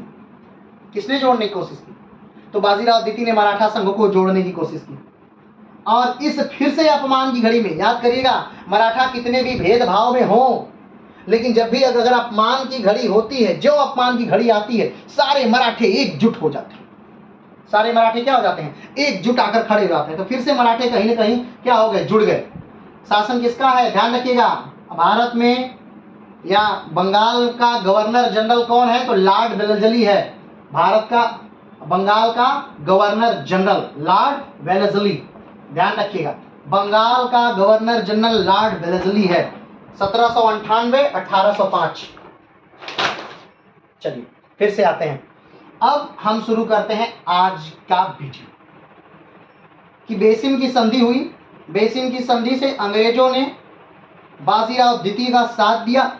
बाजीराव द्वितीय का साथ दे करके अंग्रेजों ने क्या किया? तो पुणे पर हमला किया, यशवंतराव होलकर को हरा दिया। लेकिन यशवंतराव होलकर ने हार नहीं मानी। वो उत्तर भारत में आए और उन्होंने हर जगह राणा रणजीत सिंह से या बहुत सारे लोगों से सहायता मांगी कि भाई सहायता दीजिए, और वो सहायता ले भी रहे थे और अंग्रेजों से भी लड़ रहे थे बार बार, छोड़ दीजिए उनको। तो होलकरों को छोड़ दिया जाए तो लगभग सारे मराठे क्या हो गए? एकजुट हो गए। क्या करने के लिए? अंग्रेजों से लड़ने के लिए। अंग्रेजों से लड़ने के लिए सारे मराठे एकजुट हुए और अंग्रेजों को लगा कि मराठों को लगा कि हम अगर एकजुट हो जाएंगे तो हम अंग्रेजों को हरा। लेकिन इन 20 सालों में, यानी 20 साल पहले की घटना अगर बात करें, प्रथम आंग्ल मराठा युद्ध, तो उस समय मराठे कहीं न कहीं ताकतवर थे। लेकिन 20 साल बाद अंग्रेजों ने अपने आप को बहुत ज्यादा ताकतवर कर लिया था और मराठे कहीं न कहीं कमजोर हो चुके थे। मराठे क्या हो गए थे? कमजोर हो चुके थे। तो सबसे पहले क्या होती है? एक संधि होती है जिसे कैम्बे की संधि कहते हैं। अब कैम्बे की संधि किसके किसके बीच होती है? तो कैम्बे की संधि होती है गायकवाड़ और अंग्रेजों के बीच। अंग्रेज आक्रमण करने वाले हैं होलकरों पर, ठीक, तो उससे पहले ही ये गायकवाड़ के पास जाते हैं। कब? 1802, ठीक है, गायकवाड़ के पास जाते हैं और कहते हैं देखिए हम होलकरों पर आक्रमण करेंगे। तो ऐसा नहीं कि हम होलकरों पर आक्रमण कर दें तो आप पीछे से हम पर आक्रमण कर दीजिएगा, तो आप हमसे क्या करिए? एक संधि साइन कर लीजिए, ठीक। तो एक संधि होती है, इसी को कैम्बे की संधि कहते हैं। अंग्रेजों और गायकवाड़ के बीच संधि हो जाती है। यानी देखिए, जो संघ है मराठा संघ, उसमें से अंग्रेजों ने क्या कर लिया? एक को, गायकवाड़ को अलग कर दिया। क्या कर दिया? अलग कर दिया। देखिए कितनी बारीकी से उन्होंने गायकवाड़ को अलग कर दिया कि ये अब गायकवाड़ मिलेंगे ही नहीं। होलकर अब पेशवा के साथ मिल ही नहीं सकते। क्यों नहीं मिल सकते? आपको याद होगा, क्योंकि पेशवा ने होलकर के भाई को मारा था, बिठू जी को। यशवंतराव होलकर के भाई को पेशवा ने मरवा दिया था। तो पेशवा अब के साथ होलकर मिलकर लड़ेंगे नहीं। गायकवाड़ के साथ अंग्रेजों ने कैम्बे की संधि कर ली। तो दो मराठा संघ ऐसे ही इन्होंने क्या कर लिया? निकाल दिया। बात समझ रहे हैं? अब 3 ही लोग बचे हैं। कितने लोग बचे हैं? अब 3 ही लोग बचे हैं। तो आइए देखते हैं आगे क्या होता है। तो कैम्बे की संधि हुई, गायकवाड़ ने 1803 में सहायक संधि क्या कर ली, सहायक सिग्नेचर कर लिया। सहायक संधि क्या है इसी बारे में हम बाद में बात करेंगे, जब अंग्रेजों की चीज़ों को पढ़ेंगे तब हम सहायक संधि के बारे में बात कर लेंगे, लेकिन फिर भी जान लीजिए थोड़ा सा सहायक संधि क्या है।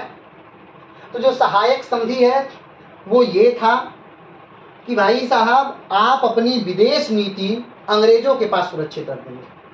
आप अपनी विदेश नीति क्या करेंगे, अंग्रेजों के पास सुरक्षित रख दीजिए, किस राजा से क्या बात करनी है वो हम बात कर लेंगे, आप अपना आंतरिक मामला चलाइए बस।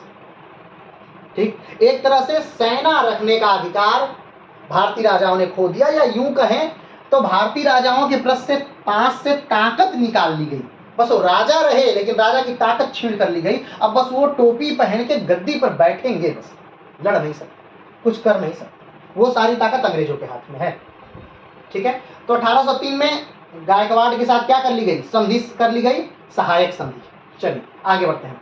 अंग्रेजों ने गायकवाड़ से कहा कि हम होलकर से युद्ध करने जा रहे हैं, तुम उससे मत कूदना। इसको युद्ध से बाहर रखने के लिए अंग्रेजों ने कैम्बे की संधि की। ठीक, अब कैम्बे कहाँ है, क्या है, कौन सी जगह है, उसको थोड़ा सा जान लेते हैं। तो ब्रिटिश राज के दौरान कैम्बे या खंभात एक रियासत थी, वर्तमान में गुजरात के खंभाट शहर इसकी राजधानी थी।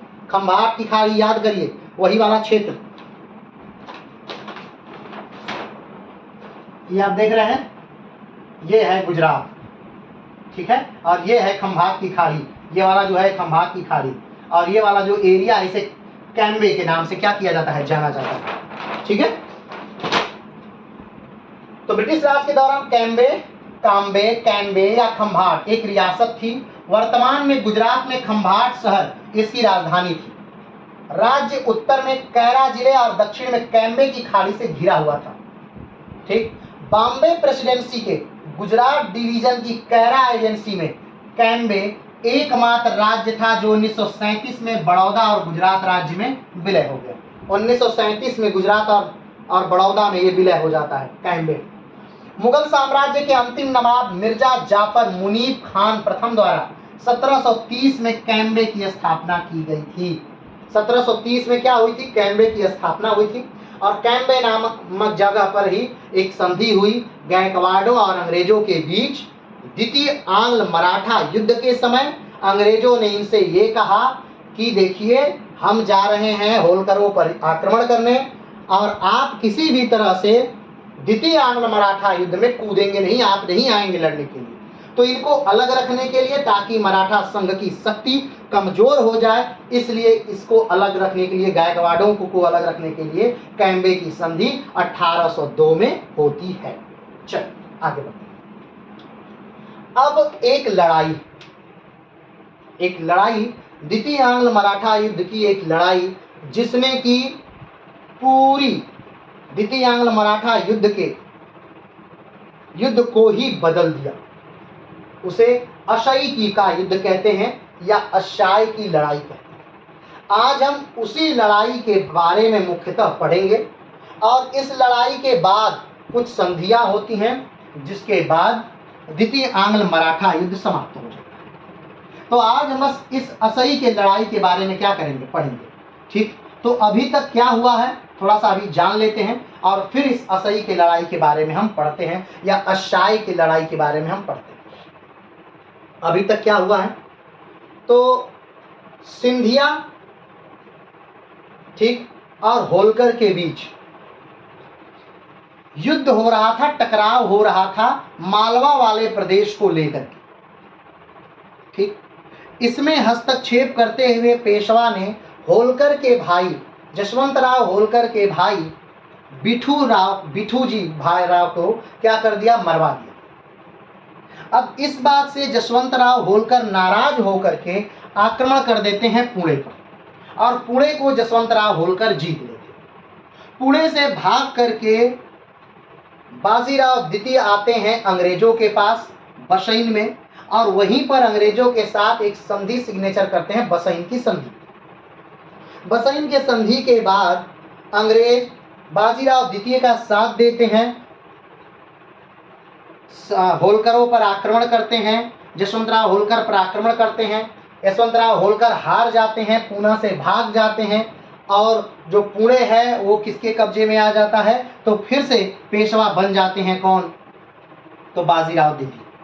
लेकिन ये संधि इतनी अपमानजनक है कि कहीं न कहीं पेशवा स्वयं और मराठा सरदार इसे मानने से इनकार कर देते हैं और सारे मराठा मिलकर के एक युद्ध प्रारंभ करते हैं। यही युद्ध जो है, ठीक, वो से ही कहते हैं द्वितीय आंग्ल मराठा युद्ध, या यूं कहें तो इस बसई के संधि के साथ ही द्वितीय आंग्ल मराठा युद्ध का प्रारंभ हो जाता है। ठीक, अब इसमें इस समय यानी जब लॉर्ड वेलेस्ली भारत में गवर्नर जनरल है, सॉरी बंगाल के गवर्नर जनरल के पद पे कार्य कर रहे हैं, उसी समय उनका एक भाई है जो कि सेना में है, जिनका नाम है आर्थर वेलेस्ली।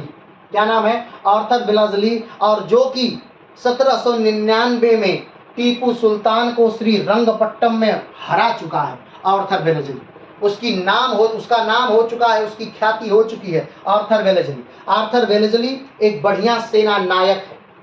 ठीक है, तो आइए, और आर्थर वेलेस्ली के नेतृत्व में ही अंग्रेजों ने असई का युद्ध लड़ा था। ठीक, आर्थर वेलेस्ली जो है वो बाद में चलकर वही कहीं न कहीं टीपू सुल्तान को तो हराया ही है, द्वितीय आंग्ल मराठा युद्ध में असई का युद्ध वो जीतेगा ही, और बाद में नेपोलियन बोनापार्ट को भी वो क्या कर देता है, तो हरा देता है वाटरलू की लड़ाई में। और उसके बाद वो हीरो बन जाता है और बाद में ब्रिटेन का वो प्रधानमंत्री भी क्या होता है, बनता है। बाद में अपनी जीवनी में जब वो लिखता है अपनी आत्मकथा, तो अपनी आत्मकथा में वो लिखता है कि मेरे जीवन की जो सबसे बड़ा युद्ध था वो यही असई का युद्ध था।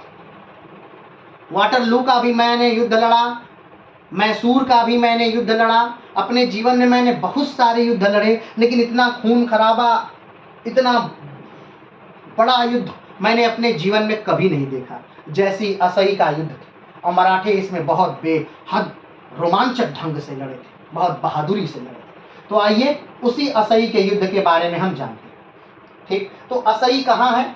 युद्ध का मैदान वर्तमान महाराष्ट्र में स्थित अस्से नामक गांव था और यह संघर्ष 23 सितंबर 1803 को हुआ था।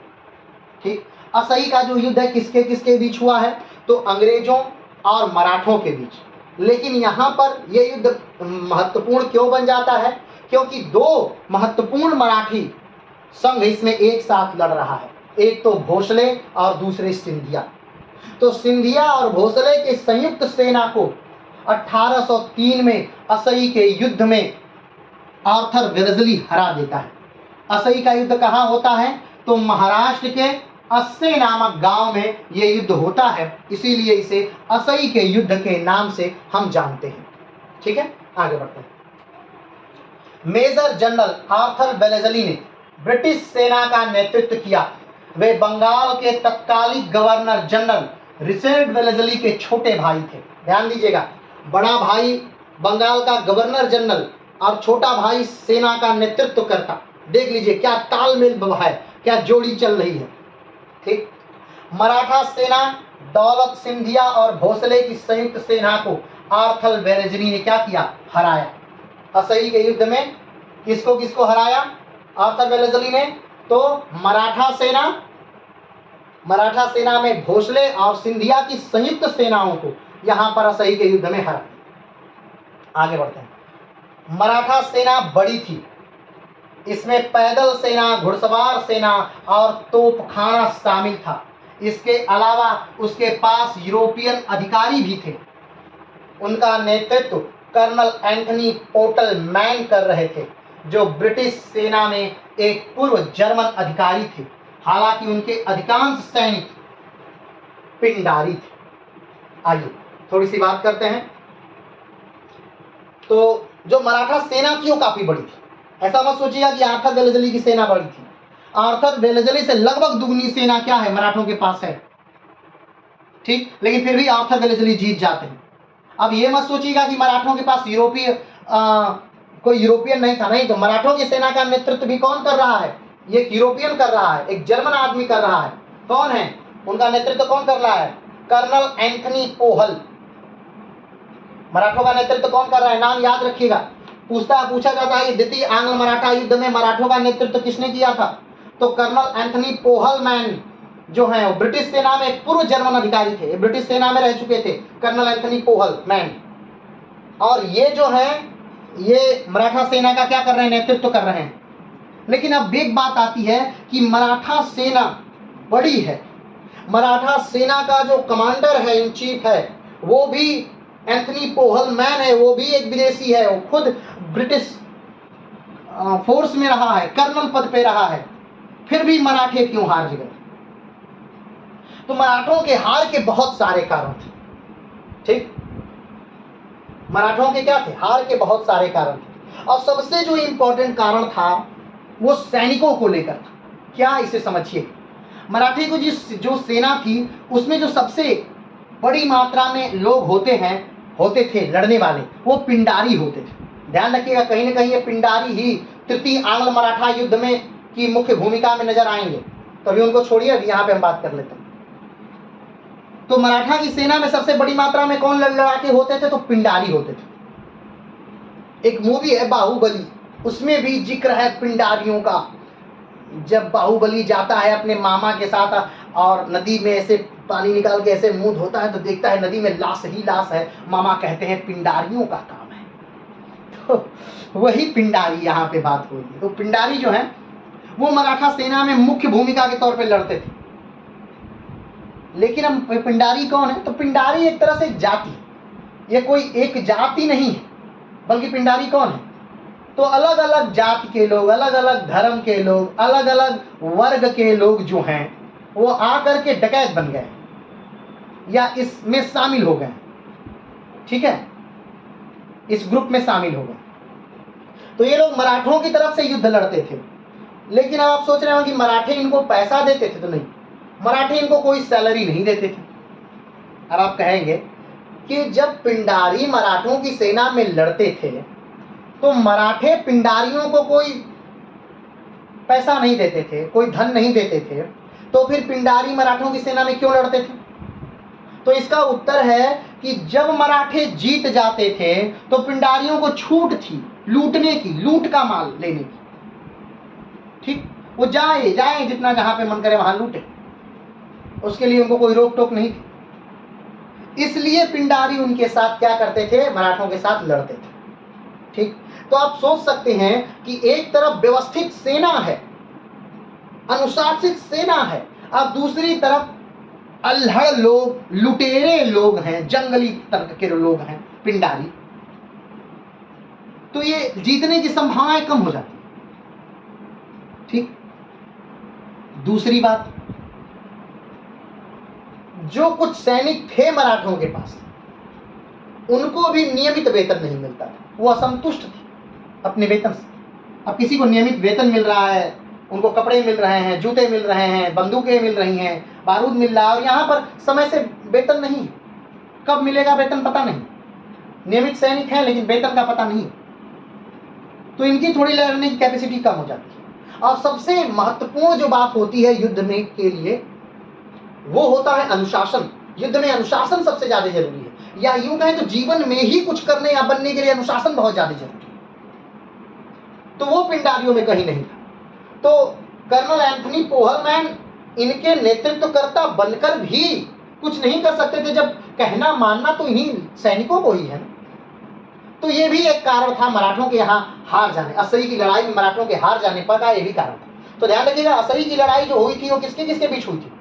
वो सिंधिया और भोसले की संयुक्त सेना के साथ और आर्थर वेलेस्ली के साथ हुई थी। और आर्थर वेलेस्ली इसमें जीत जाते हैं। आर्थर वेलेस्ली किसके भाई हैं? तो वेलेस्ली के भाई हैं, जो उस समय बंगाल के गवर्नर जनरल। चलिए आगे बढ़ते हैं। नतीजा क्या हुआ?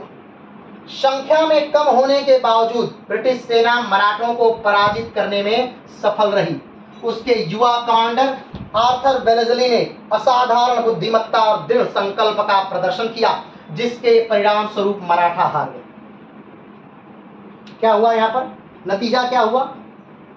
इस असह्य की लड़ाई में मराठा सेना में ज्यादा थे, फिर भी मराठा यहाँ पर हार गए। चलिए आगे बढ़ते हैं। अंग्रेजों ने लगभग 1600 लोगों को खोया। अब वो बात हो रही कितने लोग मरे तुलनात्मक दृष्टि से, अंग्रेजों के 1600 लोग मरे और मराठों को के 6000 लोग इस युद्ध में क्या हो गए, असही के युद्ध में मारे जाते हैं। मराठों के कितने 6000 और अंग्रेज आर्थर वेलेस्ली की सेना के कितने लोग, तो 1600 लोग मार दिए जाते हैं। चल आगे बढ़ते हैं। वेलेस्ली के अनुसार यह लड़ाई संख्या के लिहाज से सबसे खूनी थी जो मैंने कभी देखी नहीं। वेलेस्ली क्या कहता है, तो वेलेस्ली कहता है कि ये जो युद्ध हुआ था, ऐसा युद्ध मैं अपने जीवन काल में कभी नहीं देखा मैंने।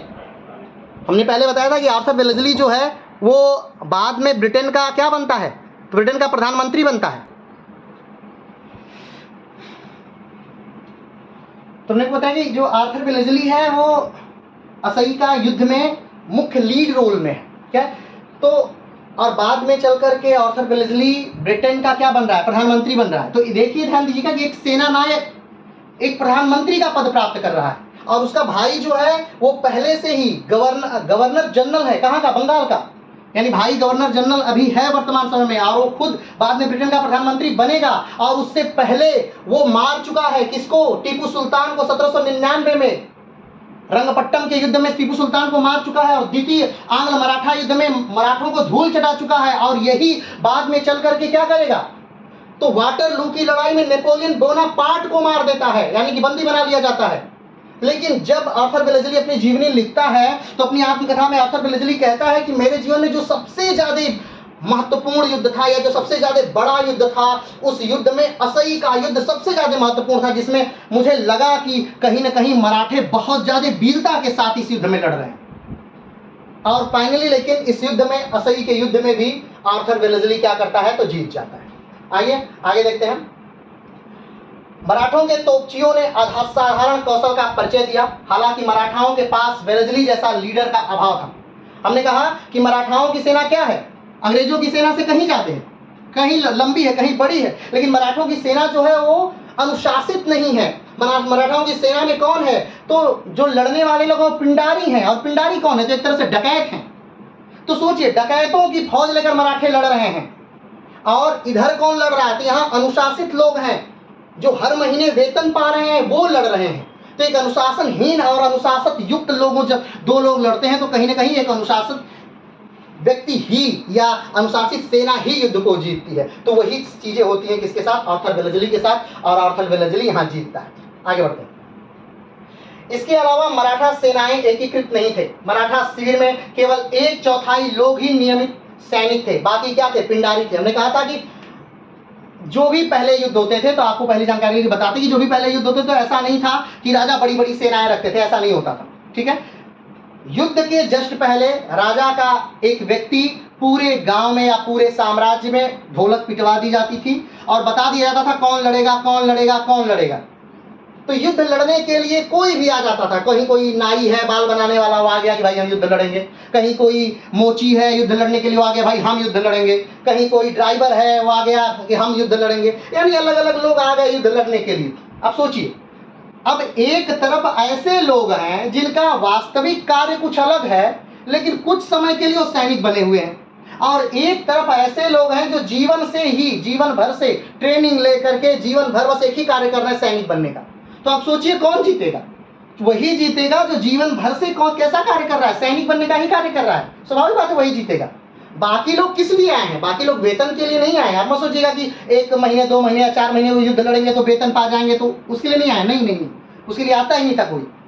आते थे लोग लूट का माल लेने के लिए, क्योंकि जब युद्ध होता था, 2 लोगों में युद्ध होता था, तो आसपास के जो गांव थे या जो जब कोई एक राजा जीत जाता था तो दूसरे राजा के शहर में जाकर के, दूसरे राजा के साम्राज्य में जाकर के हर घर को लूटा जाता था, बहुत बुरी तरह लूटा जाता था, एक एक घर को लूटा जाता था। तो उस लूट से जो माल मिलता था वो किसका होता था, सैनिकों का होता था। हाँ, ये बात अलग है कि उसमें कुछ हिस्सा राजा को देना पड़ता था, लेकिन वो माल किसका हो गया, वो सैनिकों का हो गया। तो सारे सैनिक जो हैं वो इसी लूट के माल के लिए ही सेना में भर्ती होते थे। और जो पिंडारी थे, हमने पहले बताया, कोई जाति नहीं थी, वो कोई एक वर्ग विशेष नहीं था, बल्कि किसी भी समाज से असंतुष्ट व्यक्ति आकर के पिंडारी बन गया, किसी भी जाति का कोई भी व्यक्ति आके पिंडारी बन गया, और वो डकैत है एक तरह का, ठीक है। और तृतीय जो मराठा युद्ध होगा वो भी क्या होगा, पिंडारियों के चलते ही होने वाला है। चलिए आगे बढ़ते हैं। पिंडारियों को नियमित वेतन नहीं मिलता था, लेकिन वे विजेता के लूट को साझा करने के लिए मराठा पैदल सेना का हिस्सा थे। ये बातें हो चुकी हैं। आगे बढ़ते हैं। इसके अलावा नियमित सैनिक अपने कम और अनियमित वेतन से असंतुष्ट थे, जबकि कंपनी बलों अच्छा वेतन मिलता था। ध्यान रखिएगा, कंपनी जो है अपने सैनिकों को अच्छा वेतन देती है, रेगुलर वेतन देती है, तो कंपनी के लोग संतुष्ट हैं। लेकिन जो मराठा सेना है उनको नियमित वेतन नहीं मिलता, तो क्या है, वो असंतुष्ट हैं, तो वो अच्छे से युद्ध नहीं लड़ रहे हैं। चलिए आगे बढ़ते हैं। मराठों ने अपनी बड़ी सेना के साथ यह मान लिया था कि वेलजली उन पर हमला नहीं करेगा, लेकिन उसने हमला करके चौंका दिया। मराठों के पास बहुत लंबी सेना है। हमने बताया था कि जो मराठे हैं उनका जो दो संघ है एक साथ है। कौन कौन दो संघ? एक भोसले और दूसरे सिंधिया। तो भोसले और सिंधिया दोनों एक साथ हैं और दोनों एक साथ मिलकर आर्थर वेलजली से लड़ रहे हैं। तो सेना संख्या में उनकी बड़ी है। तो उन्हें लगता है कि भाई साहब अब हमारी सेना 1.5 लाख की सेना है और ये 50,000 के लोग हम पे क्या आक्रमण करेंगे, तो निश्चिंत है। लेकिन जब एक आर्थर वेलजली आक्रमण कर देता है, इन पर युद्ध हो जाता है, तो ये घबरा जाते हैं कि अरे हम कहाँ भागे अब। तो उस समय वो युद्ध इनके लिए बहुत ज्यादा इनको अचंभित कर देने वाला युद्ध था। चलिए आगे बात करते हैं। अंतिम हेडिंग है युद्ध के बाद की स्थिति। क्या है? युद्ध के बाद क्या होता है? आखिर द्वितीय आंग्ल मराठा युद्ध का जो मुख्य रोल था, यानी कि ध्यान दीजिएगा, यानी दो लोग ही मुख्य थे। कौन? भोसले और सिंधिया। क्योंकि हमने पहले ही बताया कि द्वितीय आंग्ल मराठा युद्ध में जो गायकवाड़ है उनको अंग्रेजों ने पहले ही अलग कर लिया था, उनसे पहले ही संधि कर ली थी, सहायक संधि उनसे पहले ही हो गई है, तो गायकवाड़ पहले ही अलग हो गए हैं।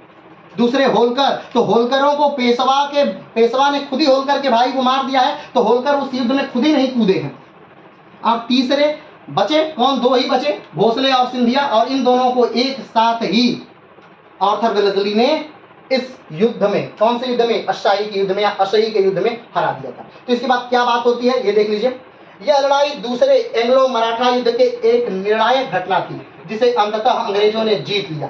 नतीजन उन्होंने मध्य भारत के बड़े हिस्से पर नियंत्रण हासिल कर लिया। आपको याद होगा 1803, यानी 1803 में हमने बताया था कि पुनः दिल्ली को किसने जीत लिया? अंग्रेजों ने जीत लिया।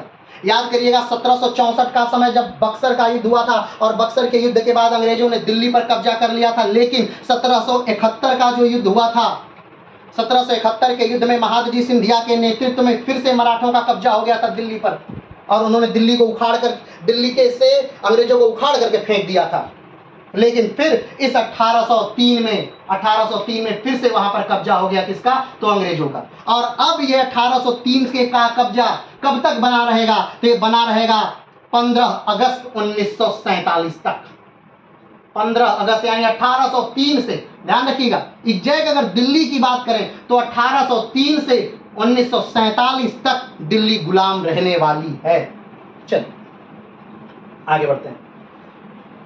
अब यहां पर है कि लड़ाई में वेलजली ने करियर को भी आकार दिया। ये जो द्वितीय आंग्ल मराठा युद्ध था, इससे वेलजली को एक बहुत ज्यादा बूस्ट मिला उसके कैरियर में। वो एक हीरो बन गया, वो ब्रिटेन में एक हीरो की तरह जाना जाने लगा। क्यों? क्योंकि मैसूर एक बड़ा राज्य, जिसका राजा टीपू सुल्तान है, वो टीपू सुल्तान को रंगपट्टम की युद्ध में हरा देता है और मार देता है। द्वितीय आंग्ल मराठा युद्ध में संयुक्त मराठा सेनाओं को हरा देता है और कहीं न कहीं पूरी तरह से भारत पर मराठाओं के स्थान पर अंग्रेजी सेना की हुकूमत स्थापित कर देता है। और फ्रांस में किसको हरा देता है? तो नेपोलियन बोनापार्ट को हरा देता है। सोचिए, एक आदमी एशिया से लेके यूरोप तक युद्ध जीत रहा है, तो इससे क्या हो गया? हीरो जैसा हो गया। और ब्रिटेन में वो क्या बन के जाता है? बाद में वो प्रधानमंत्री बना दिया जाता है। वो चुनाव लड़ता है और प्रधानमंत्री के पद को हासिल करता है। आगे बढ़ते हैं। वाटरलू का जो युद्ध है वो 18 जून 1815 को हुआ था, नेपोलियन वाला, ध्यान रखिएगा। आर्थर वेलेस्ली का पद गवर्नर। अब कि आर्थर वेलेस्ली एग्जैक्ट परीक्षाओं में जो प्रश्न पूछा जाता है वही है कि आर्थर वेलेस्ली का पद क्या था। जनरली उसे हम मेजर कह के संबोधित करते हैं या फिर जनरल कह के संबोधित करते हैं, लेकिन उसका एक पद रहा होगा, उसका एक नाम रहा होगा। वो पद और नाम क्या था आर्थर वेलेस्ली का? तो ध्यान दीजिएगा, आर्थर वेलेस्ली का जो नाम है, पद का नाम है, वो क्या है? Governor of Mysore and chief political and military officer in the Deccan and south Maratha country. इतना बड़ा उनके पद का नाम है। ये नाम आपको याद रहना चाहिए, क्योंकि जनरली परीक्षाओं में ये नाम ही पूछा जाता है कि वो किस पद पर थे, उनका पद क्या था, आर्थर वेलेस्ली क्या करते थे, क्या पद था उनका। आगे बढ़ते हैं। आर्थर वेलेस्ली ने टीपू सुल्तान को भी 1799 में रंगपट्टम में हरा दिया था, बातें हो चुकी हैं, इसलिए इस युद्ध के बाद वो हीरो बन जाते हैं। आगे, इस हार के बाद British East India company Scindia के साथ सूरजी अजम गांव की संधि करती है और इस युद्ध के बाद British East India Company Bhosale के साथ देव गांव की संधि करती है।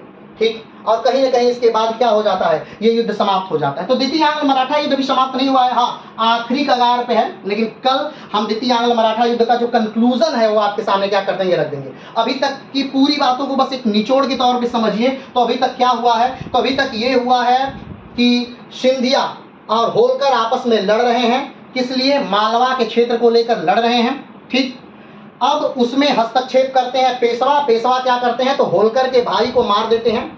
ठीक, किसको मार देते हैं, तो बीठू जी को मार देते हैं। इससे नाराज होकर यशवंतराव होलकर पुणे पर आक्रमण करते हैं। यशवंतराव होलकर पुणे पर आक्रमण करके बाजीराव द्वितीय को, यानी जो उस समय के पेशवा हैं, उन्हें हरा देते हैं। अब बाजीराव द्वितीय क्या किए, भाग करके अंग्रेजों के पास आ गए। यही मराठों की सबसे बड़ी गलती थी। वो भाग करके अंग्रेजों के पास आ जाते हैं और कहते हैं कि भाई साहब मुझे फिर से पेशवा बना दीजिए, क्योंकि जो होलकर है, जो मेरा ही छोटा भाई है, वो मुझे क्या कर दिया है, हरा दिया है, और मुझे अब राज्य फिर से दिलवा दीजिए। वो कहते हैं ठीक है हम आपको राज्य दिलवा देंगे, लेकिन एक संधि कर लीजिए। तो एक बेसिन की संधि होती है और ये संधि बहुत अपमानजनक होती है। ठीक, और कहीं ना कहीं इनको फिर से राज्य दिला दिया जाता है। ठीक, किसको, तो बाजीराव द्वितीय को फिर से राज्य दिला दिया जाता है अंग्रेजों द्वारा। लेकिन जो बेसिन की संधि है इतनी अपमानजनक है कि पूरे मराठा संघ जो है वो मिल जाता है और अंग्रेजों से युद्ध करता है, और अंग्रेजों से युद्ध करके पूरा मराठा साम्राज्य नेस्तो नाबूद हो जाता है। क्योंकि उस समय अंग्रेजों के पास अगर देखा जाए तो विश्व का सबसे अच्छा सेनापति है जिसका नाम आर्थर वेल्लेस्ली है। तो आज के लिए इतना ही, फिर मिलेंगे एक नए वीडियो नए स्थान के साथ। तब तक के लिए नमस्कार, धन्यवाद, जय हिंद।